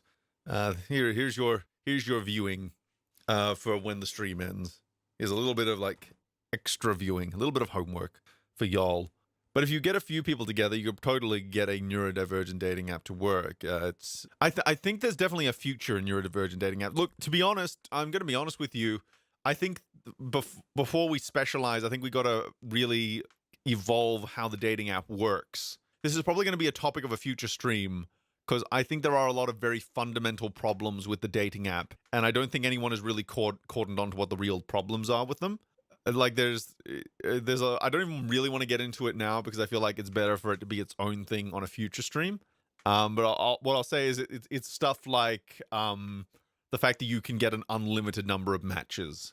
And I'm not meaning that I don't mean that, I know that there are swipe limits, but there are no match limits. And I think that's the thing that kills it in the end. That's my like elevator pitch for how to improve dating apps is to just kill is just to impose a match limit. Because otherwise, there's no point in getting invested with any of your matches. I think that's a very big one. And I would, again, I want to go into more detail about how I would get that to work in a future stream. But that's my, if you had to hold me down and get me to summarize, okay, if you could change one thing about dating apps, what would it be? It would be like, I would fucking not let you match with an unlimited number of people. I would force you to pick and choose. Well, that's the thing. That's the thing. Well, I think the problem extends to hookups and dating because a lot of people will use that as a hookup app, but they'll keep trying to find the next best thing. And then the same goes for dating. And then very few people are actually hooking up. Very few people are actually going on dates that will go anywhere. It's not very encouraging. It really becomes more of a exercise in vanity than it is actually something that has much utility. And there's huge problems, with it, like men and women, for example. There's a huge difference between how matches go with them, like because women, they will. So here I'm gonna simulate a woman getting a dating app. It's just like, oh, okay. he seems nice. And so they just start matching for a little bit. They've just opened their profile. They just start matching for a bit. Or this just start swiping for a bit. She's like, oh, he's cute. Nah. Oh, he's cute. And so it goes like that. Like they're being very picky and choosy because statistically that's how women tend to use these apps. So she puts the phone down, right? 5 minutes later, just bombarded with matches. Everyone she swiped with matched. And even people who and then all the potential matches that, you know, how it says, like, you've got X number of matches, keep swiping. That just explodes. So women get bombarded with matches, and it's usually a bunch of guys going, hi, hi, hi, hi, hi, hello, want to see my dick? Hi. So just a bunch of people who don't even know how to really talk to people to begin with. And then you got guys on the other end where because a lot of men are like just talking in broad senses, and this is not like a judgment on any one person, but in the broad sense, a lot of men just they machine gun swipe. They use the let God sort them out method where it's just dung dung dung dung dung dung swipe right. Swipe right, swipe right, swipe right, swipe right, swipe right. Oh, she's, oh, is that my cousin? Swipe right, swipe right. Oh, she's kind of fat. Swipe right, swipe right. You know, there is no discrimination with a lot of men and these dating apps. So the women go, they get all of these matches, and men, they're kind of, they barely get anything. And if they do get anything, chances are the woman has about 40, 50, 60, 70, 80 other people on standby. And so it just creates this really toxic dynamic for both sexes on with how they engage with these apps. And so if you limit the number of matches, I think that fundamentally changes the dynamic of how people will engage with these apps. Because suddenly you're not going or, oh, I can't get fucking anyone. Instead, it becomes a bit more like everybody has to put effort into their profile. Everyone has to consider each swipe, because each swipe represents a resource that they could be potentially be giving away. They need to be 100% happy with the idea of matching with that person. And then when they do match with them, they actually have to engage with them because they're not going to have 40 other people lined up potentially. So that's just like a very small sampling of how I would do it. I want to go into a bit more detail on the logistics of it, but that's just kind of describing my rationale for it. Because I think it's a really big problem. Meme, are you a closet Tasmanian? No? I was actually born about 5 minutes up the street, which is funny because I've traveled a lot when I was a kid, but I'm currently living about 5 minutes away from where I was born here in Canberra. Not going to tell you where, though, because there's like a few hospitals in Canberra. I'm not going to get you to narrow it down. Bilbo, that headcanon died. Stop. Is that my cousin? Party at Meme's birth hospital cancelled. Could you imagine? That would be. Oh, could you imagine? That's actually a really funny birthday idea of just throwing a party at your birth hospital. It's doubly funny if you go into the if you host it in the terminal patients ward, and it's a really good time if you host it in the mental health ward. Yeah, that's an idea. Okay, let's give this another crack. I adamantly attack the alphabet with an anecdotal algorithm made of adamantium, like an Adderall addicted anaconda, or an alcoholic, or an asshole, like A-Rod, no anabolic, but I brutally and beautifully butcher the bang and bee, brushing bubbly all over your booby and booty beat, because I'm a carpenter. I come carving your carpets, leaving all these carfish crushed on the carpet, crumbling cron in Colorado with my cow cronies. I'm cramming it full of condiments like it's a calzone. Delicious, I didn't drive and drink. Whether diamonds or dimes, man, I'm diving deep. Electric eel, I'm elegantly eloquent in every cent I ever earned, just entered in the election. I got 11 brains like an enormously educated Einstein with elephantitis of the erection. A freak. I'm fighting like a flat-footed felon. 5 falcons just flew into Falcon and fell in. Googling googly-eyed girls to get inside. Golly gee, from Glasgow, Guatemala, gentrified. A hippopotamus is high on heroin. He heckles me and hires a Haitian Hank to hand his hoe a hysterectomy. In hateful hieroglyph, I hurl out hyperbolic hubris. I hang with hipster Helen, the hooker with the huge hips. I'm ill. I'm Icarus. I ignite idioms. I ignite idiots and idioms and issues. Jumpy jargon like joust like jacare jive and Japanese judo and jiu-jitsu. Killing them like a kid got a kilogram of ketamine with the Kwanzaa. Okay, so that's. I think I'm making progress. It's a slow race to the finish, but I think we're getting there. I think we are getting there. Meme goes back to the nursery. Could you imagine? Could you imagine? You know, I think I was gonna say, oh, maybe I can meet the doctor who delivered me, but I'm pretty sure he killed himself. So, there's that. That was something my mum just randomly told me one day. She's like, "Oh yeah, I knew the doctor who delivered you. I think he hung himself though, on the top of Mount Ainsley, I think." And I'm just like, "Oh, that's nice. That is a fucking that's an origin story there. That is some lore about my life." It's spelled Ainslie. At what age did you receive that birthday present? I think I might have been 15, 16 when I found out, maybe younger. If you're gonna hang yourself, I admire doing it atop a mountain. Yeah, you know, it's gotta go to the top of the world before you sink to the bottom, right? Bloody hell, man. Yeah, it's a little bit of a dark origin there. I don't want to meet the doctor from my C-section. Hey, man, hey, they could be lovely, or they could be hot, or both. I peed on him. Well, good. Maybe he's into that. Maybe now you can do it legally. You might be mad about that. Or maybe you inspired him. I don't know. just couldn't bear having brought this evil purple alien into the world. It's very true. Very, very true. It was a traumatic experience for him, no doubt. My doctor was a captain in the Air Force. Oh, that's really cool. Anyway, I am gonna do a little stretchy poo. Gonna see if anyone left any super chats via Streamlabs, see if there were any super chats I missed in general, and give you guys your one last opportunity to send any through before the stream ends. And then I'm gonna go off, have a little nappy poo because I didn't get much sleep last night. Then I gotta prepare. I gotta do a screen test for a potential acting gig. I said I could get it in by the beginning of next week, so that's gonna be my focus. It's just getting all of that together. So yeah, a little bit of a shorter stream this week. That's okay though. Let's see, go to monitors. Okay, so nothing in Streamlabs, which I always like to check first because that's the one that's hidden from my view most of the time.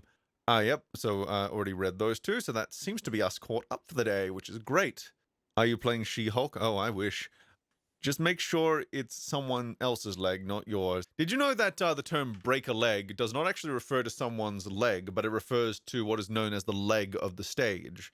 So you are, and I think breaking it has a different terminal. I'm going to look it up, the exact etymological origin of break a leg. Let's see, break a leg.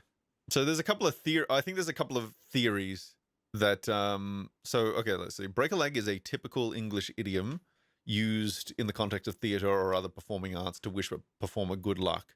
An ironic or non-literal saying of uncertain origin. A dead metaphor. That's another term I never knew about. Dead metaphor, where like a figure of speech loses its original imagery. Oh, I'm going to use that from now on. Okay. So we've got a couple of theories here. So most common, so there's the Yiddish German pun theory. So most commonly favored as a credible theory by etymologists and other scholars, the term was possibly a loan translation from the similar German phrase Haus und Beinbruch. Beinbruch. My German is not the best. Literally neck and leg bone break. Literally neck and leg and then bone in brackets break. Itself a loan translation and pun on a Yiddish phrase, Hatzloch Unbruch. I can barely do the German pronunciations. The Yiddish is going to be completely lost on me. Bruch, which means success and blessing. Okay, so it could be something that went through like several rounds of translation, and then it kind of got distorted along the way. Then there's the superstition theory, which is the urbane Irish nationalist Robert Wilson Lind published an article, A Defense of Superstition, in the 1st of October 1921 edition of the New Statesman, a British liberal political and cultural magazine, regarding the theatre as the second most superstitious institution in England after horse racing. In horse, good God, I have so much phlegm in my throat. In horse racing, Lind asserted to wish a man luck is considered unlucky, so you should say something insulting such as, may you break your leg. Thus, the expression could reflect a now forgotten superstition, perhaps a theatrical superstition, though Lind's 1921 mention is non-theatrical, in which directly wishing a person good luck would be considered bad luck. Therefore, an alternative way of wishing luck was employed. Lind did not attribute the phrase in any way to theater people, but he was familiar with many of them and frequently mingled with actors backstage. Okay, that's interesting. And now there's like the theatrical origins. The aforementioned theory regarding Heinz und Beinbruch, I think it's Beinbruch, Haus und Beinbruch, a German saying via Yiddish origins, suggests that the term transferred from German aviation to German society at large then.